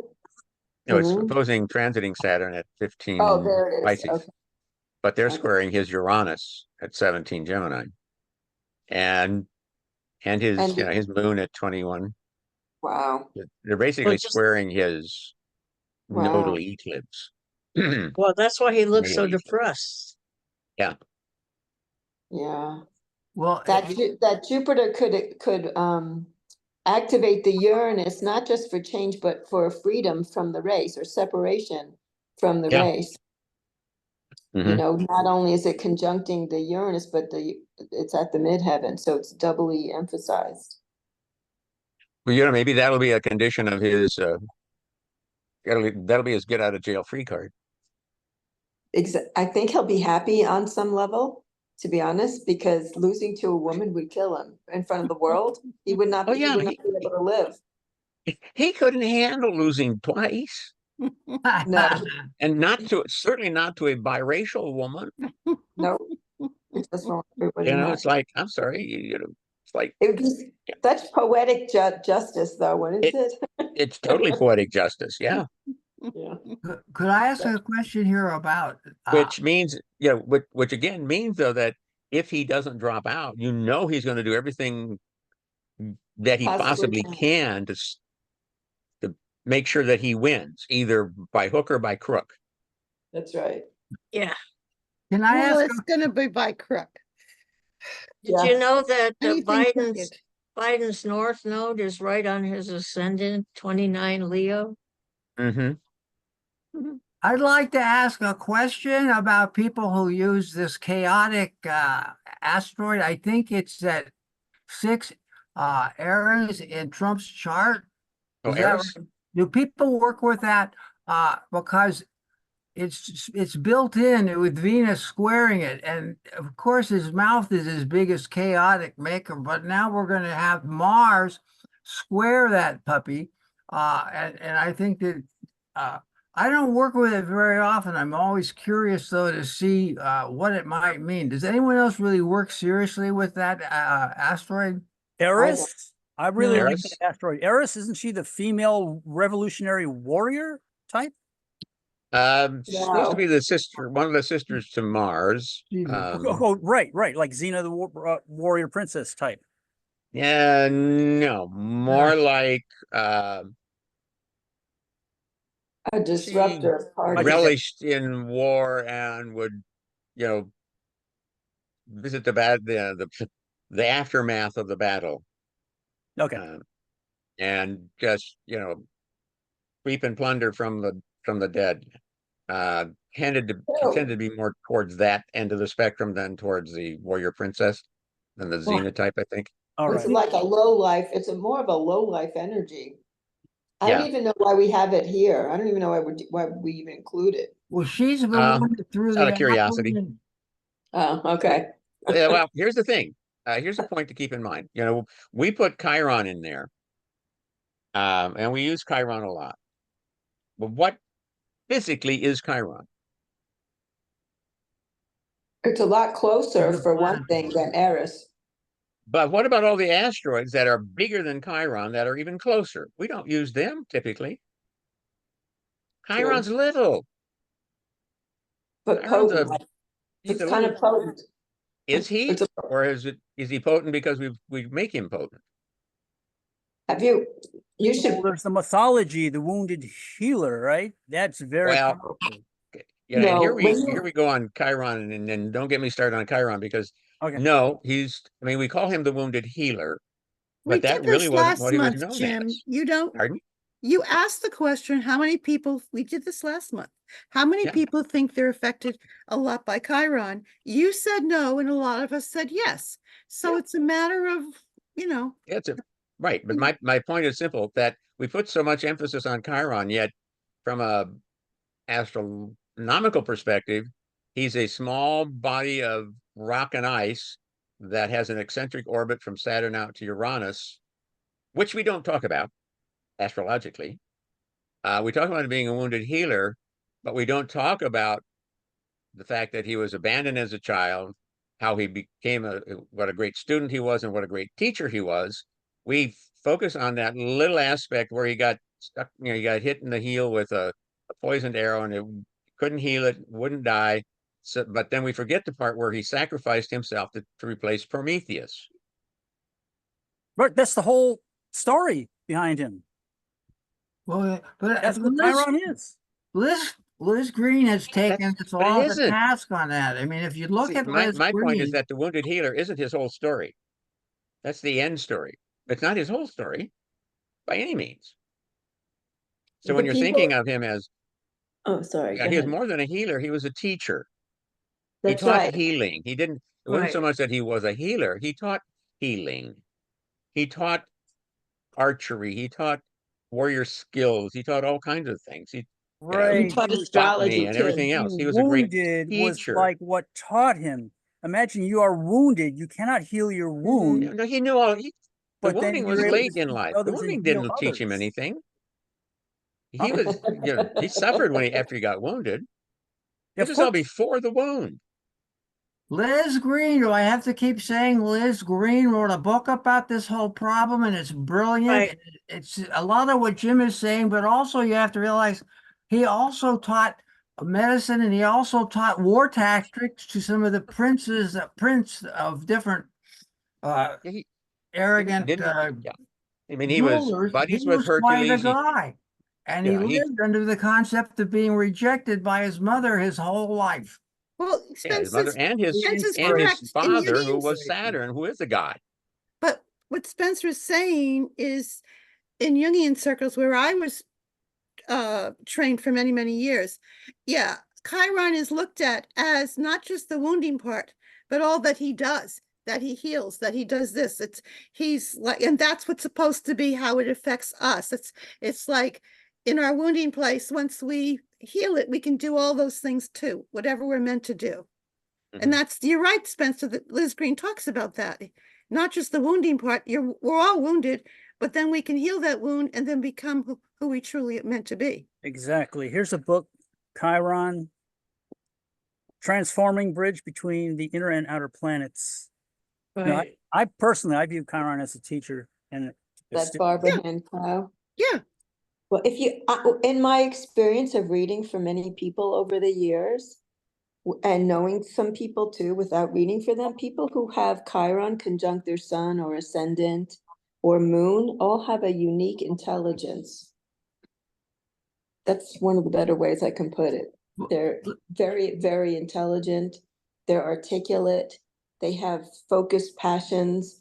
And there's something slightly unusual going on as well. If they have what?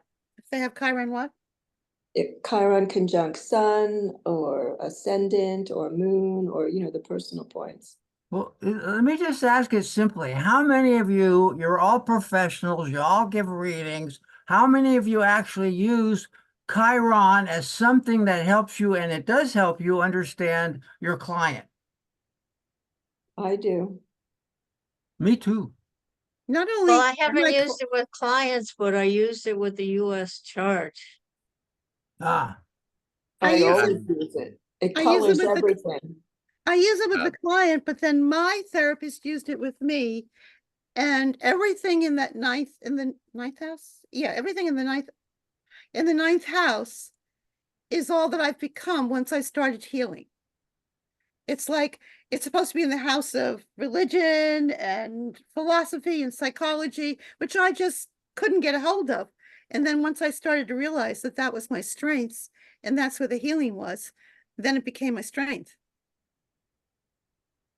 Do we have more charts we're gonna see, Jim? yes, we do. Can I ask a quick question Yeah. before you go? Are you going to send these charts to the people that were at the meeting today? Because I have to leave it too. I'd love to have them. Yes, what I will do is, oh, excuse me, let me, hang on. Who was that? It Who was said Gail. that? Gail. Gail? Okay, Gail. I'll send you all the slides. Oh, thank you. Thank you. I They're all appreciate it. part of my slideshow here. I may even add some more Great. to it, but I'll send it. The video will be posted and the slideshow will get sent out and to anybody who wants it, to everybody. Thank you. Okay, Appreciate it. here we go. Next up. Oh, come on. Oh, that's my problem. I'm sorry. Okay, so this is, yeah, okay, here we go. Back. Don't panic. We're going back to the slideshow. I forgot I wasn't in the slideshow. Where am I? Here we Oh, go. by the way, I would add the astronomy argument to Chiron. Pluto was demoted, right? Right. Yeah. And I'm thinking Pluto is going like demoted. What does that word mean? It doesn't Yeah. change who Pluto is. A rose by any other name smells just as sweet. Yes. So I don't think we can use the astronomical lens to gauge, the merits or worth of these No, mythological. I'm not trying to. I don't want to say that Chiron doesn't have his point. The point I'm trying to make is that there's a lot more to him than we give him credit for. I just don't like calling him a wounded healer Oh, of course, I of course. don't either. because he is so much more than that. And if you're going to use the term wounded healer, then you need to start back with where do these wounds originate from? And what is the point of the bridge? The bridge is from Saturn, his father, to Uranus, his grandfather. Oh, you're That's saying what the he story of does. Chiron is the whole journey that led to him being the wounded healer, and we should focus on the entire journey. Yes, Okay. not the end result of the journey. Well, the end result to some extent, because of self, he ends up making it's a self-sacrificing. Um, and you can Well, look to say, well, where are we you would see Chiron. Is that where somebody is some kind of making self-sacrifices for themselves, sacrificing themselves for the benefit of others? yes, But it yeah, also could be a point of abandonment. yes, So yes, it's that both of whole those. span of things. But it's also about learning, being a good student and being a good teacher. It's about sharing, the teacher shares, the student Yeah, absorbs, this teacher shares. So there's a whole wider gamut to it. So don't try to, it's like trying to make it into what some kind of a wound. You need to be careful in looking at that from a wounding standpoint. I think we just need to be a little more open because the point being that there are other bodies that are much larger than him that we've known about for a much longer time, but we don't really use them. Ceres, for example, the largest of the asteroids. We've known about Ceres for over 200 years, and yet how many of you use Ceres in your charts regularly? We don't. Yet all if of a you see, sudden, we discover this new little body out there in the 70s, and it's like, wow, exciting. Let's make something out of this. We got to make something out of this. It must mean something. Can we move on? Yep, we're moving on. So here we go. And oops, here we go. All right, so here's election day. This is for 12:01 a.m. Dixville Notch, New Hampshire. That's where the first poll opens.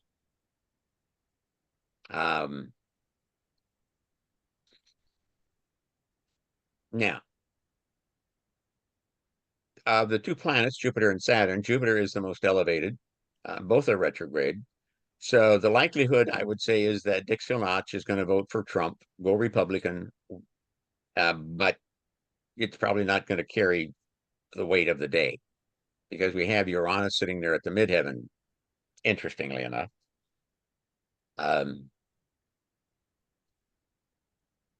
Wouldn't you put it for Pennsylvania, Philadelphia? Pennsylvania's, what time would you like to use? Well, I looked into it and I figured any time will work. Only because the whole day counts, because it's Yeah, the whole day accumulated. counts. It is a whole day thing. In fact, I have some other, I have other charts about election day on bi-wheels and stuff. But So I this was is just to thinking, get us things yes, started for the day. yes, that's true. But Um, I was thinking that the moment it gets announced, that's when the time becomes, that's when you could use the time. I mean, you can't when do it ahead of time. what gets announced? The moment that the person who wins is announced, I think you Oh, could We that's get, going to be never late know in the when day. that's gonna be. yeah, we don't Yeah, you know, don't know. but I That know will we don't be, know, but I'm thinking we could use that later on afterwards as the time. yes, I think that would be important to look at. But I do have some other charts. Well, it's Um, normally after polls close in California that the national news reports who they project the winner to be. mhm. So is that around 7 o'clock or something like that? 8 o'clock Eight our time, o'clock 11 o'clock Eastern time, our and I think time, I have that chart. I looked at, our time here in California. I looked at it at the 8 o'clock time. Okay. Here's some other things that to keep in mind when we're looking at, because this is stuff that doesn't show up on the wheel. On election day, the moon is out of bounds north, and I mean she's way out of bounds. But also Venus is out of bounds south. Good. So you see the two ladies down here, 12:01 a.m. Dixville Notch time. Hmm. They're separated by not quite 2.5 degrees zodiacally, but they're also separated by almost over 3 degrees in terms of declination. Let's see. Well, let's see more than that. That's They're interesting. separated Both by sounds in conjunction. 63 degrees. No, wait, the moon is south also. My mistake. Okay, so they're separated by 3 degrees, a little over 3 degrees in terms of declination as well. So Venus is going to be low, but the moon will be even lower. Keep in mind, the moon represents the people. And when it's out of bounds, it's exaggerated. Yes. Now, in some ways, I equate south out of bounds with the south node and north out of bounds with the north node. But does that mean we're going to go back? If we're going back, then what are we going back to? Are we going back to, 6, 8 years ago with 45? Or are we going back before that? Before all of this craziness got going? I don't know how far We're back we're going going. back to 1776. I Or put 1784 or something. Yeah, well, let's hope we don't go back to 1776.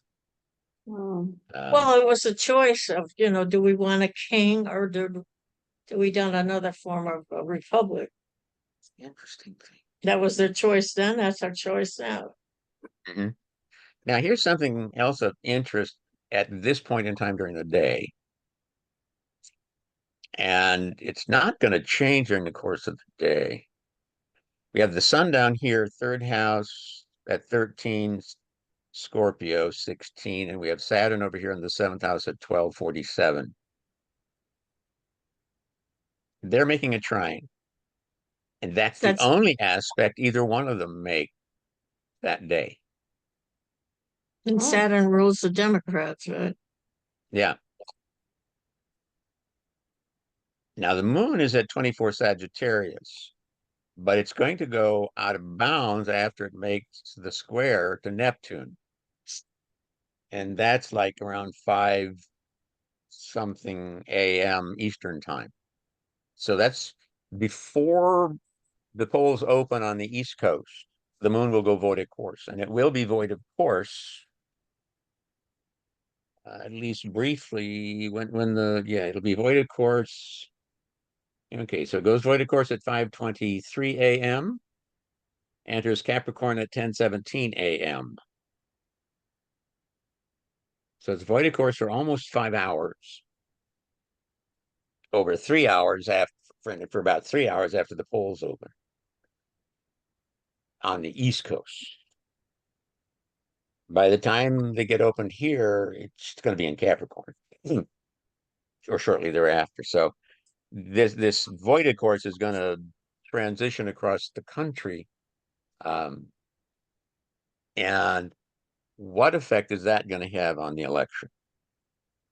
Even for a short duration. But then it's going into Capricorn, which is cardinal Earth, ruled by Saturn. But not till much later in the evening. Yeah, Saturn will, it'll be, it will, the moon will be ensconced in Capricorn most of the day during the election. It will? Yeah, because it goes into Capricorn at 10:17 Eastern time. What about the Saturn opposite Pluto? I Hmm. mean, Mars opposite Pluto. Yeah, well, that's going to be in play all day. That out of Yep. signed opposition. Yeah, that's in play all day. As is Jupiter opposite Venus I have to put this up. and Uranus sextile Neptune, sextile Pluto, trine Mars. Because none of those folks move much in the course of a day. And so that's, they're all going to be, those aspects are going to be dancing around all day.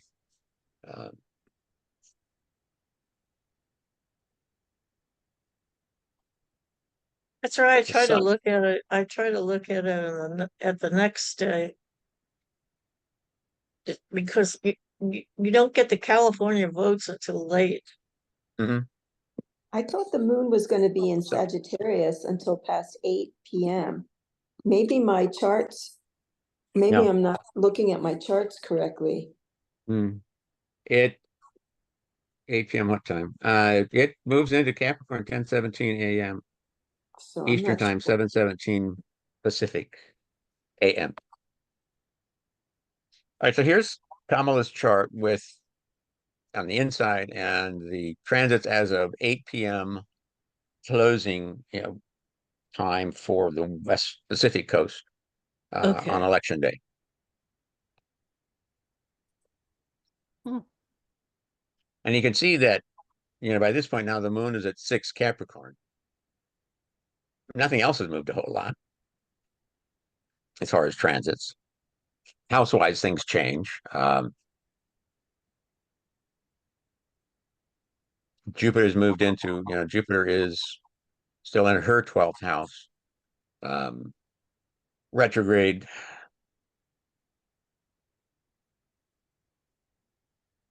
Uranus is retrograde and also in her 12th house, but just getting ready to move into 11.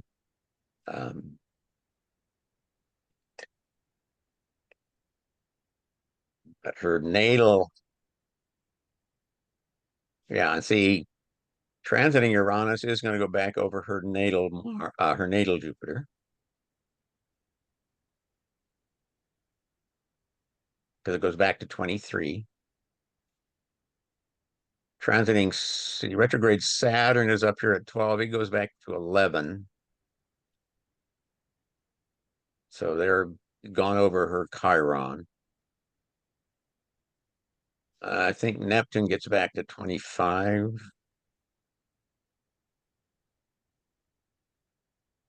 7, what you doing to anybody? Nothing much. Well, it's so transiting Neptune is moving closer to a T-square to her natal nodes.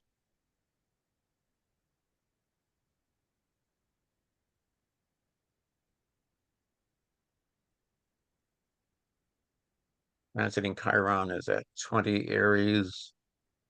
It's interestingly enough, Chiron in Aries is out by the orbit of Uranus. So he's way out. So he's moving much slower now. He spends quite a long time in of his 51 year orbit in Aries.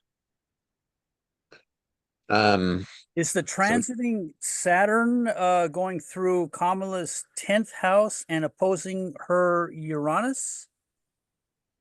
yes. So the planet of restriction going through her 10th house of career, opposing her Uranus, that seems like a potent aspect. Yeah, it's already posed.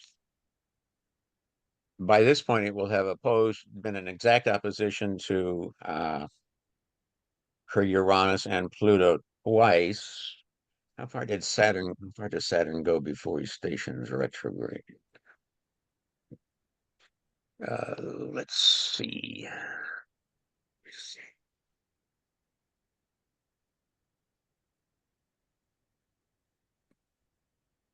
Oh, I was looking at the November 4th. That's why I was confused about the moon. I was looking at November 4th, not the 5th. What was Neptune? Saturn station. When did Saturn station retrograde?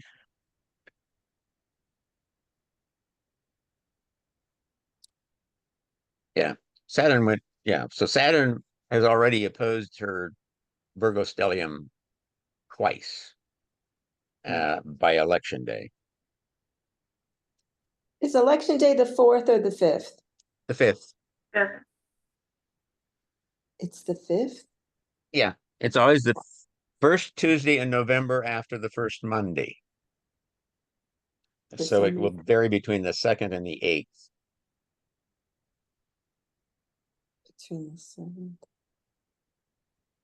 Oh my God, I got my whole analysis is wrong.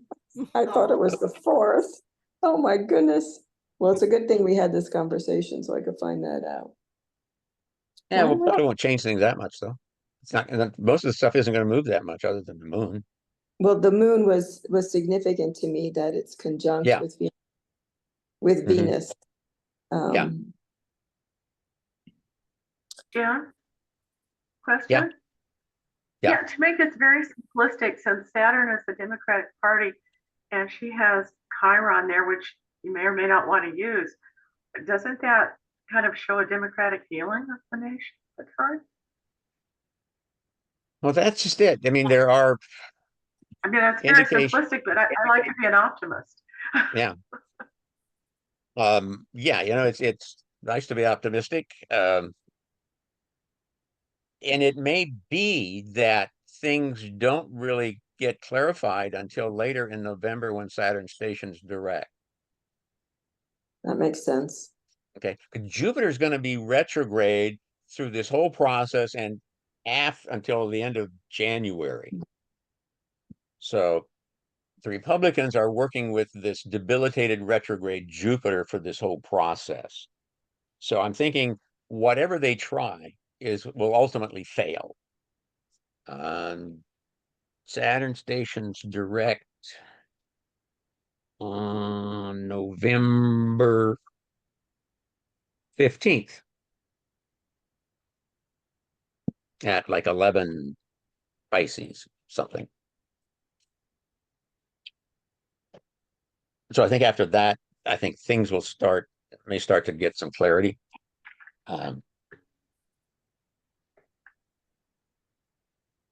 We can only hope we get clarity and, that we have a positive outcome. And we can start to Were you maybe, seeing that what the fix Democrats are things. trying to do because of the debilitated Jupiter retrograde? That what they're trying to do is they're having difficulties of having it materialize? Uh, yeah, I think part of it, if you think about it, they were all working on this Biden thing. The Biden was going to be our candidate. Okay, Biden's our candidate. We're going with Joe. Good old, I wouldn't call him Sleepy Joe. I'd call him Old Joe. But then all of a sudden, things shifted. There was that great shift that happened with the first debate. Um, and that would probably be something to study as well, would be the charts for Trump and Biden with that debate. What the heck happened there? Um, but even before that, if you watched Joe and you looked at him, he would sometimes stumble a little bit when he was walking. He didn't have a strong, determined walk to him. And his articulation, he would often, make mistakes, minor, little mistakes verbally that in conversation that we might know, but we really wouldn't make a whole lot out of, except that now he's president. Everything he says is important. And any mistake is going to be, taken advantage of. And now they're dealing with a whole new team with Harris Walz team. And so it's kind of like they have to do a new strategy. Well, fortunately, Tim Walz gave them a strategy to start with by calling the Republicans weird. And Kamala's got, the prosecutor versus the felon thing going. So, I don't, it doesn't matter how many times what Trump says, he is a convicted felon. Until that conviction is overturned and thrown out by a higher court, he is a convicted felon. Live with it, Donald. um, so it's going to be really interesting. And as much as I would like to see, but if Trump drops out, then what do the Republicans do? Do they Yeah. move it Vance up to the top of the ticket, or do they come in with somebody else? Mm-hmm. They would probably try to replace him with maybe try to replace him with somebody a bit more moderate. Because I think the reality is that the Republican Party in total is not crazy extremist mega group. They just happen to be the ones that scream and yell the most and say the What most about stupid. all the votes for the female? Yeah, What's her name? that's just they'd have to moderate somehow and come back in. And see, that's one of the places where Trump has turned off some of his own people, because he's talking about wanting, instead of going with the idea of banning abortions on a national level, oh, it's letting the states decide. And that just upsets the heck out of his people, because they want to tell the rest of the country what to do. They're not happy unless they have the power to tell everybody else what to do. Mhm. Wouldn't And that that's it. indicate that Trump is trying to go more to the center, more moderate for the sake Yeah. of the entire country? Yeah, but at the same time, when he goes to his rallies and he talks at his rallies, he's going to pander to whatever, he's going to say whatever that group of people want to hear. No. And it's kind of like with this Project 2025.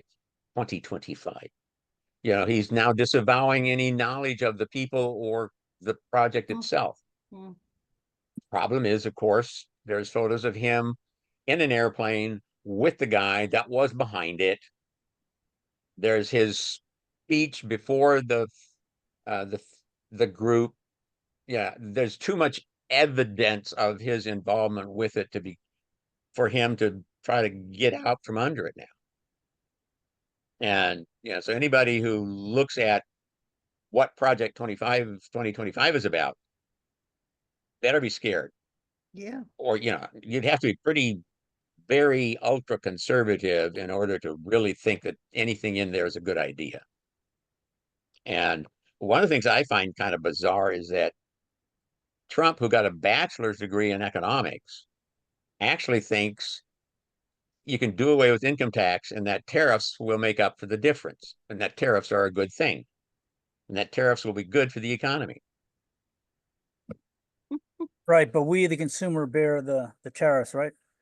Yes, it doesn't matter what you do. And that's, the other thing is that it doesn't matter how much you tax corporations, what kind of tariffs you put on imports, the consumer pays for it. Okay. What happens when you put high tariffs on imports? There's fewer imports, and so we don't have that as a choice. We're stuck with what we have here that's available. And if you think back to the 50s and even the 60s and even into the 70s, what yeah, American car manufacturers, they were changing body styles every 2 years usually, or they'd make little tweaks every couple of years, and maybe every 3 years they'd make a bigger change. But the quality of their quality of their vehicles sucked. And why did the imports suddenly gain traction and take over? Because their quality is so much better. So what happened? Well, we had to improve our quality. And we have. I mean, American vehicles are much better made now than they were back in the 50s and 60s. But for the most part, they're still not on a par with imports, particularly from Asia, where, it's a whole different cultural thing, is I think one of the main reasons why they're better made. But so yeah, it doesn't work. The tariffs won't do the trick. I'm hoping for a Democratic victory so that we don't end up in a handmaid's tale. So what do you think about this bi-wheel then? Does it look favorable to you overall? This bi-wheel, Yeah, election day in Kamala. um,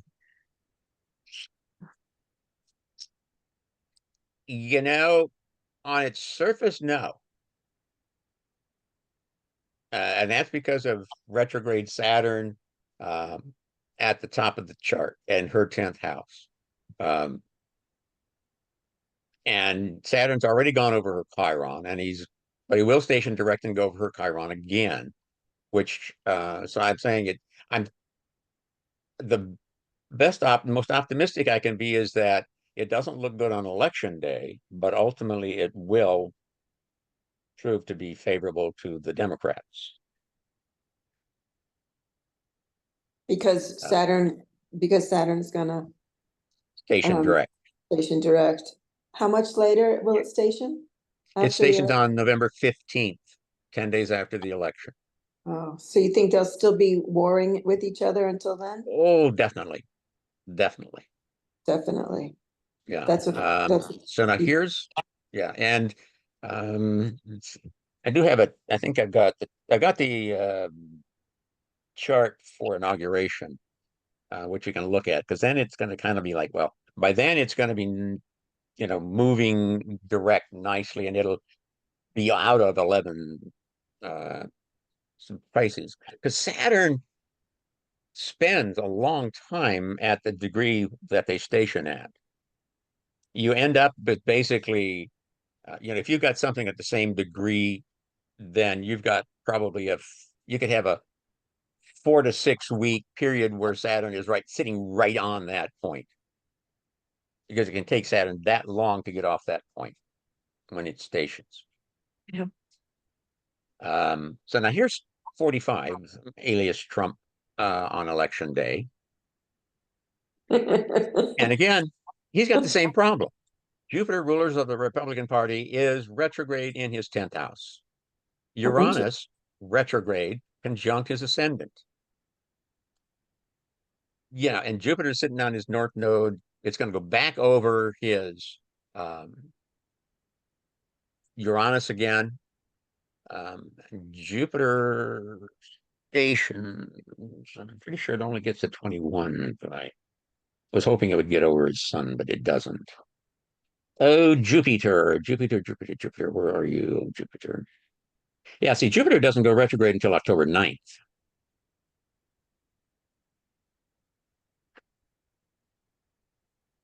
That's a long And I time. think it spends a long time at 21 Gemini. Mhm. So the Jupiter is passing through Trump's 10th house, and that stellium of Sun, North Node, and Uranus. Yeah, he should be feeling good with Jupiter there, whether it's in its detriment or not. It should. It stations at 21 Gemini 20. Well, where's Trump's chart? We're looking at Kamala's. Oh, here we go. There you go. So it gets within a degree and a half of his sun, but it doesn't get there. And I think that the refrenation applies because it's looking at what's promised, but it's an unfulfilled promise. And it's going to be next year before Jupiter gets back to his sun. Actually, he actually gets a transit of Jupiter over his sun. Um, because Jupiter stations at, I think, 11 or so of Gemini, and then it's going to take it a while to get back to 22. Oh, you're So I saying think, that I'm sorry, that Jupiter's going retrograde, approaching Trump's sun, but then makes the U-turn, never makes the exact aspect with Trump's sun, and goes back direct. yes, he won't have a Jupiter transit of his sun until sometime next year. I think April. Well, the chart we're looking at is the election day, and we're also looking at the future when Jupiter goes away from Trump's sun, but on the election day, is that consequential? On election day, it's retrograde and um, going over his north node. Yeah. I mean, it almost sounds like there could be buyer's remorse. I mean, it sounds like this favors Trump and he gets the votes. And then when Jupiter goes direct, people are going, oh, what did we do? I mean, I'm just generalizations. Yeah, I don't know because what happens is when something doesn't manifest, the the attitude idea is within the Republican Party is we can win this thing, but it doesn't happen because Jupiter never gets to the sun so they can win it. But does Jupiter get to Uranus and the North Yeah. Node? Because Yes, it's it goes North over them. Node's at 20 degrees. Well, the North Node, that's huge. The North Node in the 10th house, all Trump wants to be is president. That's like his purpose. And so if retrograde Jupiter conjuncts the North Node, does it reach the North Node? Yeah, it goes over Down the into North the Node. minutes. 5 minutes versus 48 minutes. Jupiter goes to 21. Oh, so Okay, it will pass. He passed the North Node. Okay. He will not have a Jupiter return on his sun until May 8th. Wow, spending a long time Okay. retrograde. Yes. The benefit, the reward he gets is probably going to have to do with some resolution, at least favorable resolution of some of his legal problems. But he doesn't have to go to jail, you mean? Yeah, he may not have to go to jail. And he may not have to pay back $450 million or whatever it is he owes New York State. Some of that stuff. So that makes sense. I think that's probably the best he can hope for is an outcome of that nature, where he can maintain his status. But the problem is, again, his ego cannot accept that he could lose the election. And if all indications, right now he's down 4 percentage points in a lot of the polls in the swing states. And you can forget about the other states because they're going to go whichever way they go. But they could surprise him. We've had surprises in other elections where they were expecting them to be close and they were just total blowout. I still think the most significant thing is that Uranus is going over his midheaven again and squaring his Uranus, is Mars on the ascendant. Yeah. And I think that all happened right around the same time when there was an assassination and Biden stepped down. It's just really strange how it all worked out that way. And he still has this node operating with Neptune and Pluto to his ascendant and Mars. And it's been happening for quite a while. Yeah. So I think he has a lot of karma to deal with, He does. He does. going back Come- You don't need a generations. chart to know that one. But okay, so Uranus will transit his midheaven before the electoral college meets and votes and the process goes on. Right, and then I forget when it goes over for the last time, is somewhere in January, sometime in January, I forget. I don't have my, Yeah, it goes back to 23. It'll be February before it, or later before it, yeah. right. March. It's March before Uranus gets back into his 10th house. Well, I think by the time it goes over the third time, we'll know what his fate is. Well, Don't yeah, you? I think, yes, his legal fate will be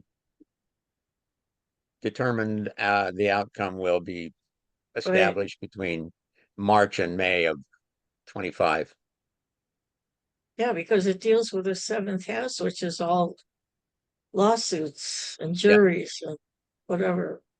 Mm-hmm. And the Mars is the law also because it rules the ninth house. Yeah. Judges. And let's see here. When does Mars?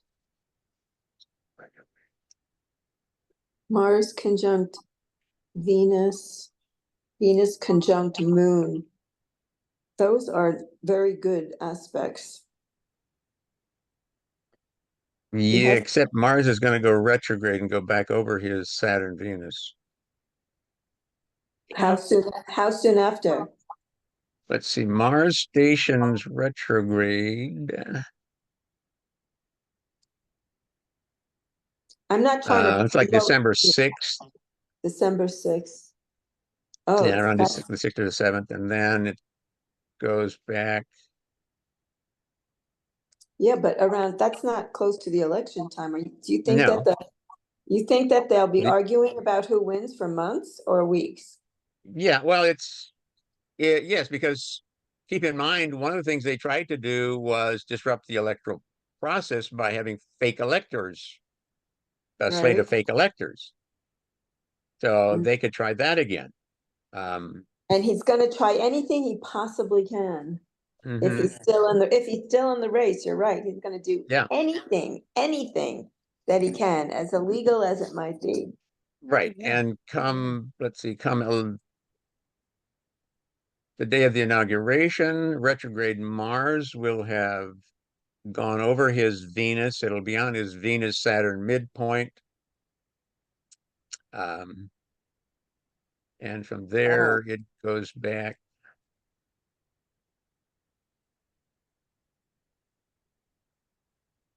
to 17 Cancer,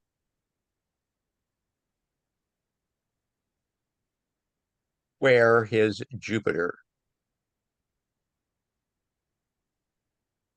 So Mars will station direct in square to his natal Jupiter, second house.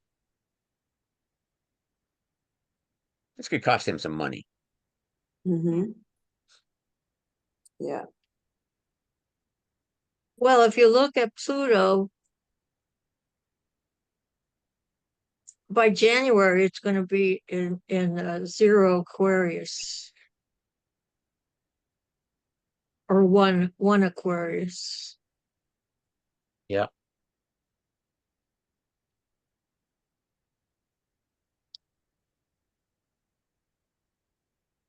Yeah, because Mars doesn't station direct until February 24th-ish. Right. Well, By then, Pluto's at 2 Aquarius 46.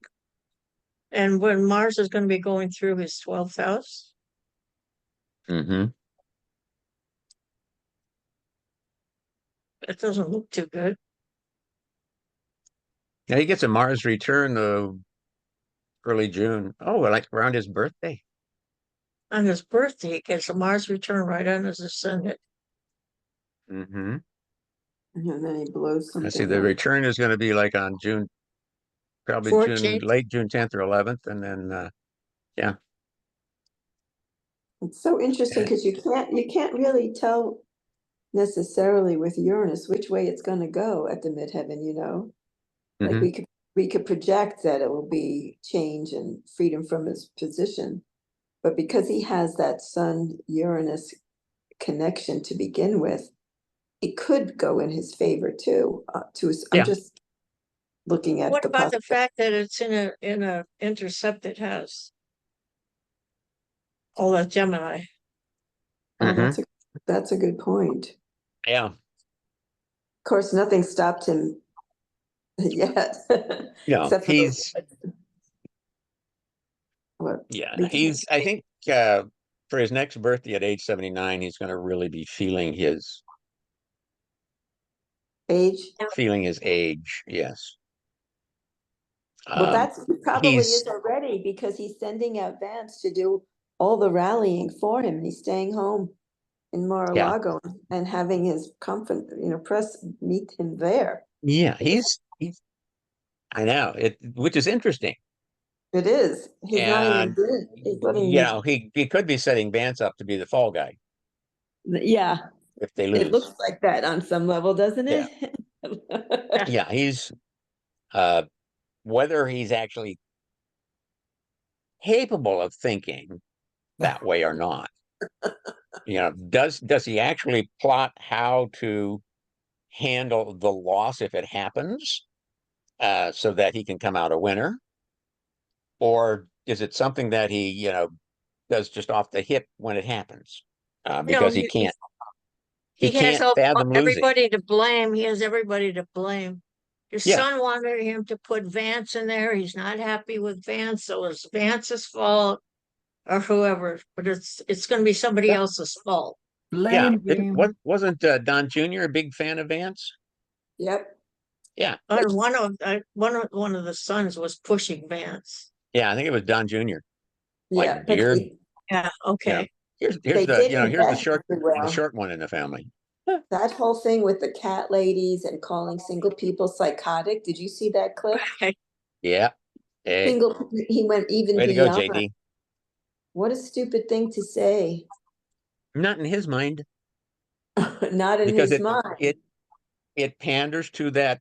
I have to wonder what thoughts are going through his wife's head Yeah.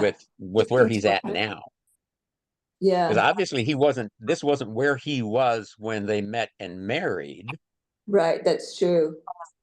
some 10 years ago. It wasn't even where he was, you know, 8 years ago when he was bad mouthing Trump. That's right. I can't imagine she would be that thrilled. It's almost like JD had to come to Jesus minute there. That's right. That's Do we right. have, He's coming. But do they we are have any not. more charts to look at, Jim? Let's see, what have I got? Yeah, I got some. I think I have a few. Let me see how are we doing on time here anyway. I probably should look at the Yeah. time.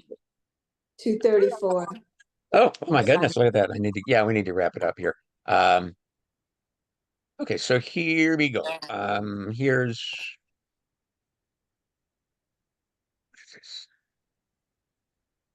what's June 17th?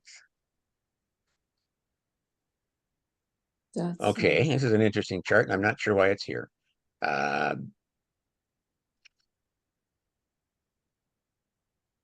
Okay, I'll have to think about that one. Wait, what's going on? Oh wait, no, I'm in the wrong. Never mind. I'm not looking at your charts. I'm looking at so on my page. Okay, here we go. Sorry, I'm back with you. Okay, so here we go. Here's a couple of this is two bi-wheels side by side. Um, one is the chart for election when he won in 2016. The other is for 2020 when he lost, giving is something to, try to figure out. Um, he won when the sun was in conjunct his Uranus. Kind of makes sense. Nobody expected it. Semi-sextile is Jupiter. Um, but in the third house, which has a mhm, correlation with all this Gemini. yeah. And he had a Jupiter return coming up. Yeah, Oh, Jupiter was approaching his Chiron. He would have a Jupiter return of, sometime after the election. But he lost in 2020 with the moon on his North Node Sun and a North Node return, and it's like, uh, no wonder he felt like he should have won. yeah, That that would have made him Mhm. feel like he was the winner, right? yeah. hmm It's like, what? But there was a square from Venus to Mercury. Venus was, transiting transiting Mercury squared his natal Venus, and transiting Venus squared his natal Mercury. Almost exact in both cases, which is kind of weird, trippy. So yeah, it's like, okay, uh, anything. So that, so there's that. Well, Here Saturn was is, oh, sorry. Saturn was quincunx's Mars on that loss. So you Yes. Saturn had also opposes Trump's Saturn. I just noticed that uh, Mhm. the transiting Saturn when Trump lost opposed Trump's Saturn, even though both north nodes were conjunct. yeah. Well, that was nodal returns are supposed to be difficult, Yeah. but Mhm. That's not necessarily true. Okay, so here's the chart for the inauguration. January 20th, 2025, 12 p.m., Washington, D.C. Sun Pluto again. Pluto is at 141. Yeah, so it's just after the sun enters Aquarius. We have Mercury out of bounds south and Mars out of bounds north. Oh, I don't like that. That could, somebody could really try to disrupt things there. What's out of bounds north? Mars. Oh. Oh. And it's retrograde and in a wide opposition, but a double applying opposition to transiting Mercury. Sun conjunct Pluto conjunct part of fortune. Moon opposite Chiron. Retrograde Jupiter.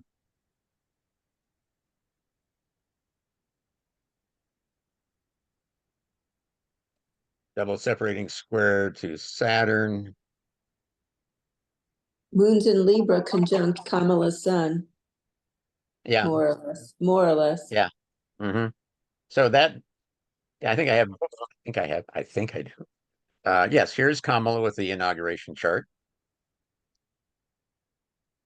Um, we can see the moon at 18, her sun's at 27, but working on it.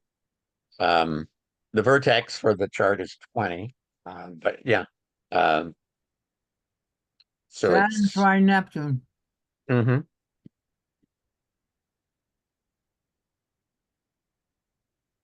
We have Sun, Pluto, square, Mercury, Scorpio. yeah, and here we have another Saturn Yeah. opposes Kamala's Uranus, Pluto, Venus. Yeah, we Yep. have to live with that. It's been around forever. Yeah, that lasts a while. Oh, okay. Yeah. But and she's having a Venus opposition that day. That could be strengthening to her, the Saturn, doesn't necessarily have to be debilitating. Uh, Especially because she has a prominent Saturn at the 10th mhm. house. It would work in her favor. She's been so successful her whole life, even though that Saturn is retrograde. It's also in its element because it's in Aquarius. So Yeah. the transiting Saturn on a Chiron and opposite the Uranus, Pluto, Venus isn't necessarily something that's going to be bad, which is, sometimes you think Saturn opposition, you're not going to be happy with it, but it can sometimes bring its power over to those other planets. Regardless of the aspect, it can strengthen things. that Saturn is very important in her chart, and it's sitting right on the midheaven. Yeah. Yep. So that looks positive for her, I think. I think so Yeah. too. That the outcome here looks more positive. Saturn, transiting Saturn's in the 10th house. Why don't we reverse it and look at the inauguration with her on the outside? Okay, well, here's let's go to Trump first, and then we can do that. So here's Trump on inauguration day. Mars on his Saturn. Mars on Yeah. Saturn. No, Hmm. he's Yeah, going to Mars be just depressed. yeah. It just went over his Venus again, and it's going back over his Saturn again. That's not necessarily good. No. No. And there's Uranus sitting in his 9th house, not in his 10th, where he would like to have it. Yeah, it's retrograde, so it Yeah. hasn't gone over the midheaven again yet. Hmm. Pretty What else close. have I got here? Okay, this is a tri-wheel for Harris with this is secondary progressed in the middle and transits on the outside for election day. This is Donald's secondary progressed. Here's the solar arcs for you solar arc folks for election day with Kamala, solar arc, and transits. It's too much for me. Yeah, Yeah. it makes me Well, get yeah, that's worried. the kind of thing where you need to really sit back, take time and study it. And then here's the Yeah, it tri-wheel does. for Donald with his solar arc. And these charts are set for the closing when the election closes. So this is like 8 p.m. Pacific time for Kamala and 7 p.m. for Eastern time for Donald, based on his Mar-a-Lago residence. I wonder if he'll try to vote in New York too. Oops. All right, so here's the U.S. Sibley chart. Here is Kamala with the Sibley chart. I'm just gonna, they're here. I will send these out to everybody. Here is Donald with the Sibley. I'm sorry, yeah, Donald with the Sibley. And now this, Cornelia, is your birth chart, the Treaty of Paris, which Right. had Uranus and Pluto out of bounds. Which, when you think about, I mean, if you compare it with the Sibley chart, where we have Venus and Mars and Pluto out of bounds. And here we just have Uranus and Pluto out of bounds. It does, the two of them together can help one get a better understanding of America and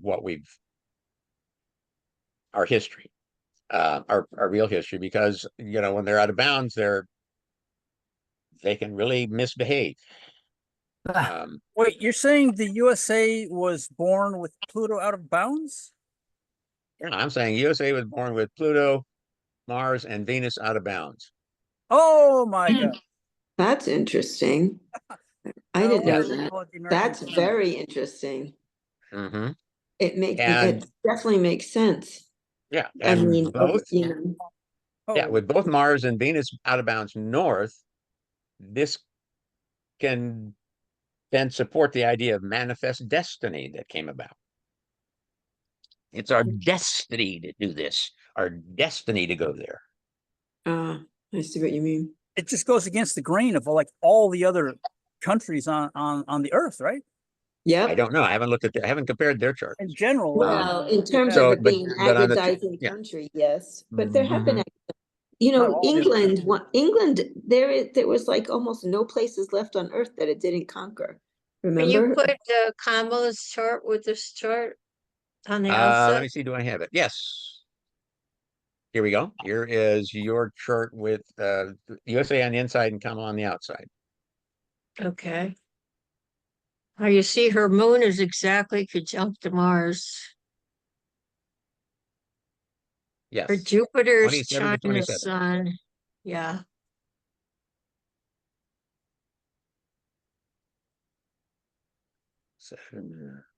Her Saturn is on the U.S. part of fortune. And she's a Libra, but Mhm. she's later. Yeah. It doesn't, I mean, the conjunctions aren't that great. I mean, there's just like one or two. Mhm. You know, No, I when think the I Saturn conjunct the part of fortune is, I think that's an important one for length of time. Yeah. The US has got Jupiter, Pluto, Mercury, triple conjunction in Aquarius. Yes. For Ew. the Treaty of Paris, yes. Birth chart. the Treaty of Paris, okay. Right. Yeah. So this is That's not Cornelia the, came to discovered this in her study. And if you think about it, okay, so we're celebrating July 4th. Why July 4th? yeah. I mean, it wasn't the day that it was announced. It wasn't the day things were really necessarily signed. I mean, John Adams figured it was going to be the July 2nd. It wasn't the day the war started. Fighting started, physically started with Lexington and Concord in April of 75. And it wasn't when the war ended, because the war didn't end until the Treaty of Paris. And that was when we were guaranteed our status as a free, independent country. But it had to be ratified by the American states, which it was done on this day. Oh, okay. So it was signed on September 3rd, 1783, but ratified on January 14th, It 1784. had to be ratified because that was a setup when they signed it in Paris. It had to be sent back to the states and it had to be signed and ratified in 6 months And then and Wow. return. time window, or else they'd have to renegotiate it. Is there a Mhm. debate on whether this chart should be used over the Sibley? I could infer that there is. Well, Well, Not because yet. July I 4th just is celebrated so much that it's kind of a fixed entity in well, and of the itself. interesting thing is the day after this was signed, uh, which was in Maryland, the Maryland Gazette had an announcement that we were now a sovereign nation with boundaries. So we know what the United States is and that we're recognized by other countries. We are recognized as a sovereign nation. And there was a celebration too. But it didn't So, continue. The July 4th continued. I understand what you're saying, and it's extremely important, and I agree with it. But the fact is, we're still celebrating on the 4th, and it has its own presence in the country. mhm. Right. Yeah. Yeah, of Though, course I it mean, does. Well, if you in this chart, if you retrograde the chart, you'll find that Uranus is sitting on the ascendant the day that the independence was declared. Interesting. Freedom. Well, then if the outer Mhm. wheel that's Jupiter at 24 Taurus, is that right? I'm confused. You flip it this way, but anyway, and I'm not sure what that is. There's two zeros there, so I don't know. But anyway, yes, 24 24 right Taurus. there trines The sun, the sun. That's pretty powerful. right. Mhm. Yeah. So Kamala's sun, yes, Kamala's Jupiter trines the sun of the uh, USA chart, the Yes. Treaty of Paris, when it was ratified, when we actually became the United States of America. Yeah. So actually, I don't think that happened Yeah. until the And Constitution Venus itself was. sextiles to Mercury. Yeah. No. And her moon is on Mars. It's in Aries, so she's a warrior. Yeah. She'd have to be. Mhm. Now, here's Donnie with the Treaty of Paris chart. Now, his Mars trines the Mars of the chart. Yeah, Mars tries the Um, Mars. his Chiron and Jupiter on the moon for the chart.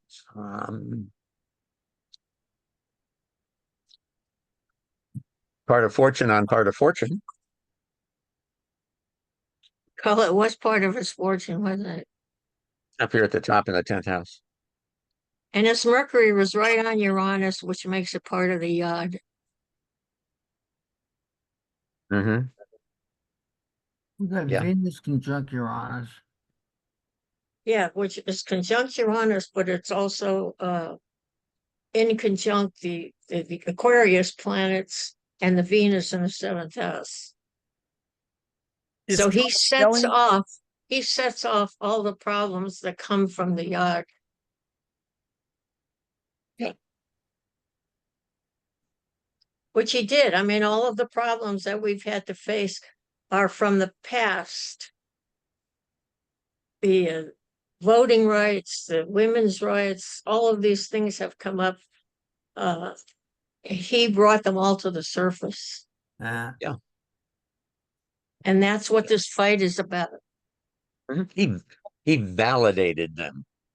He Right. validated these ideas that this extreme right wing had. And it's interesting because so much of the rhetoric that's coming from the right is coming from a relatively small group of people. Mm-hmm. And when you go to these, I think if you go to these evangelical churches, I mean, I don't know how many of them necessarily would fully agree with all of this stuff, but they've got this charismatic pastor that's leading them, and and telling them what to believe the Bible says. Well, And he's brought up all the other issues too. Yeah. State rights versus federal rights, because that Yep. was an argument at the beginning of our making the Constitution. yeah. He brought that up, and also the church versus the state. That's become another issue that we've had all along. These are all old issues from the very beginning of our country. Yeah. We got a cardinal T-square, so that can't be great.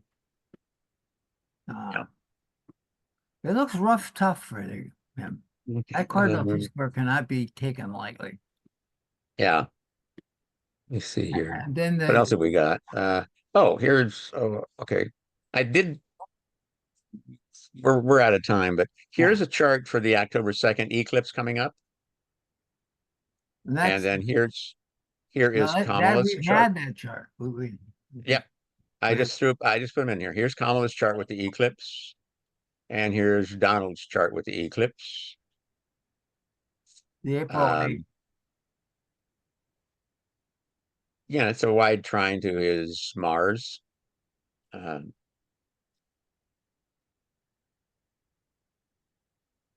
you got those to look at. Here's a chart for December 11th when the certificates are due from the states.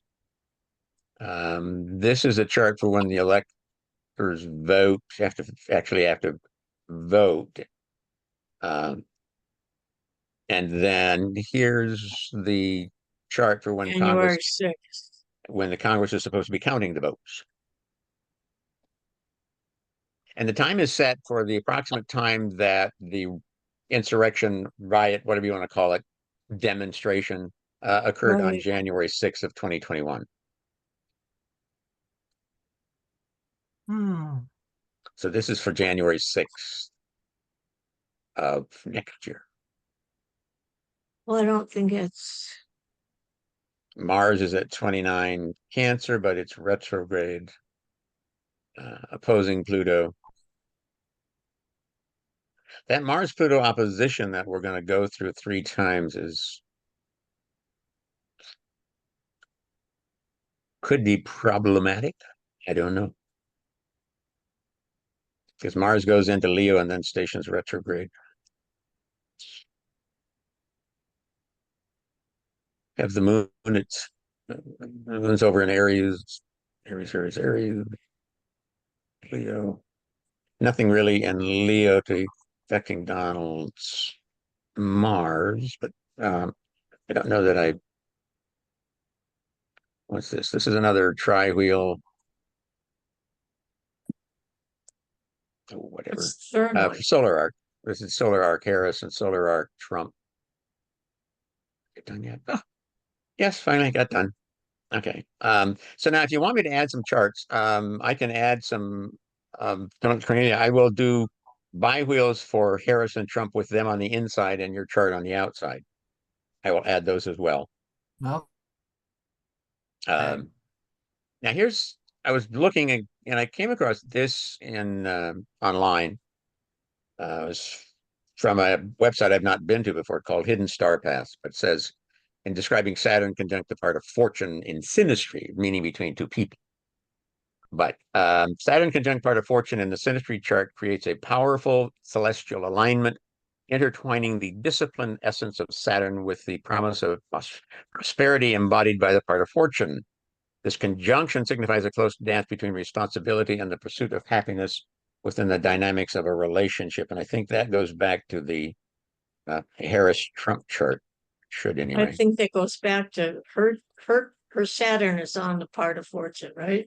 So maybe maybe I should have looked up something different. I'll double check on that. But here's a list of some of the books that I have that talk about various predictive techniques. All I did was I did a search of my list of books that were for predict. So there's those, and there's some more. There is one article that was just in the recent issue of Mountain Astrologer magazine about the perils of predicting a presidential election. So Yeah, I think I read that. Yeah, and it is. I mean, because what happens, of course, is that when we read a chart, we're reading it from our chart and our own personal biases and perspectives, and it's like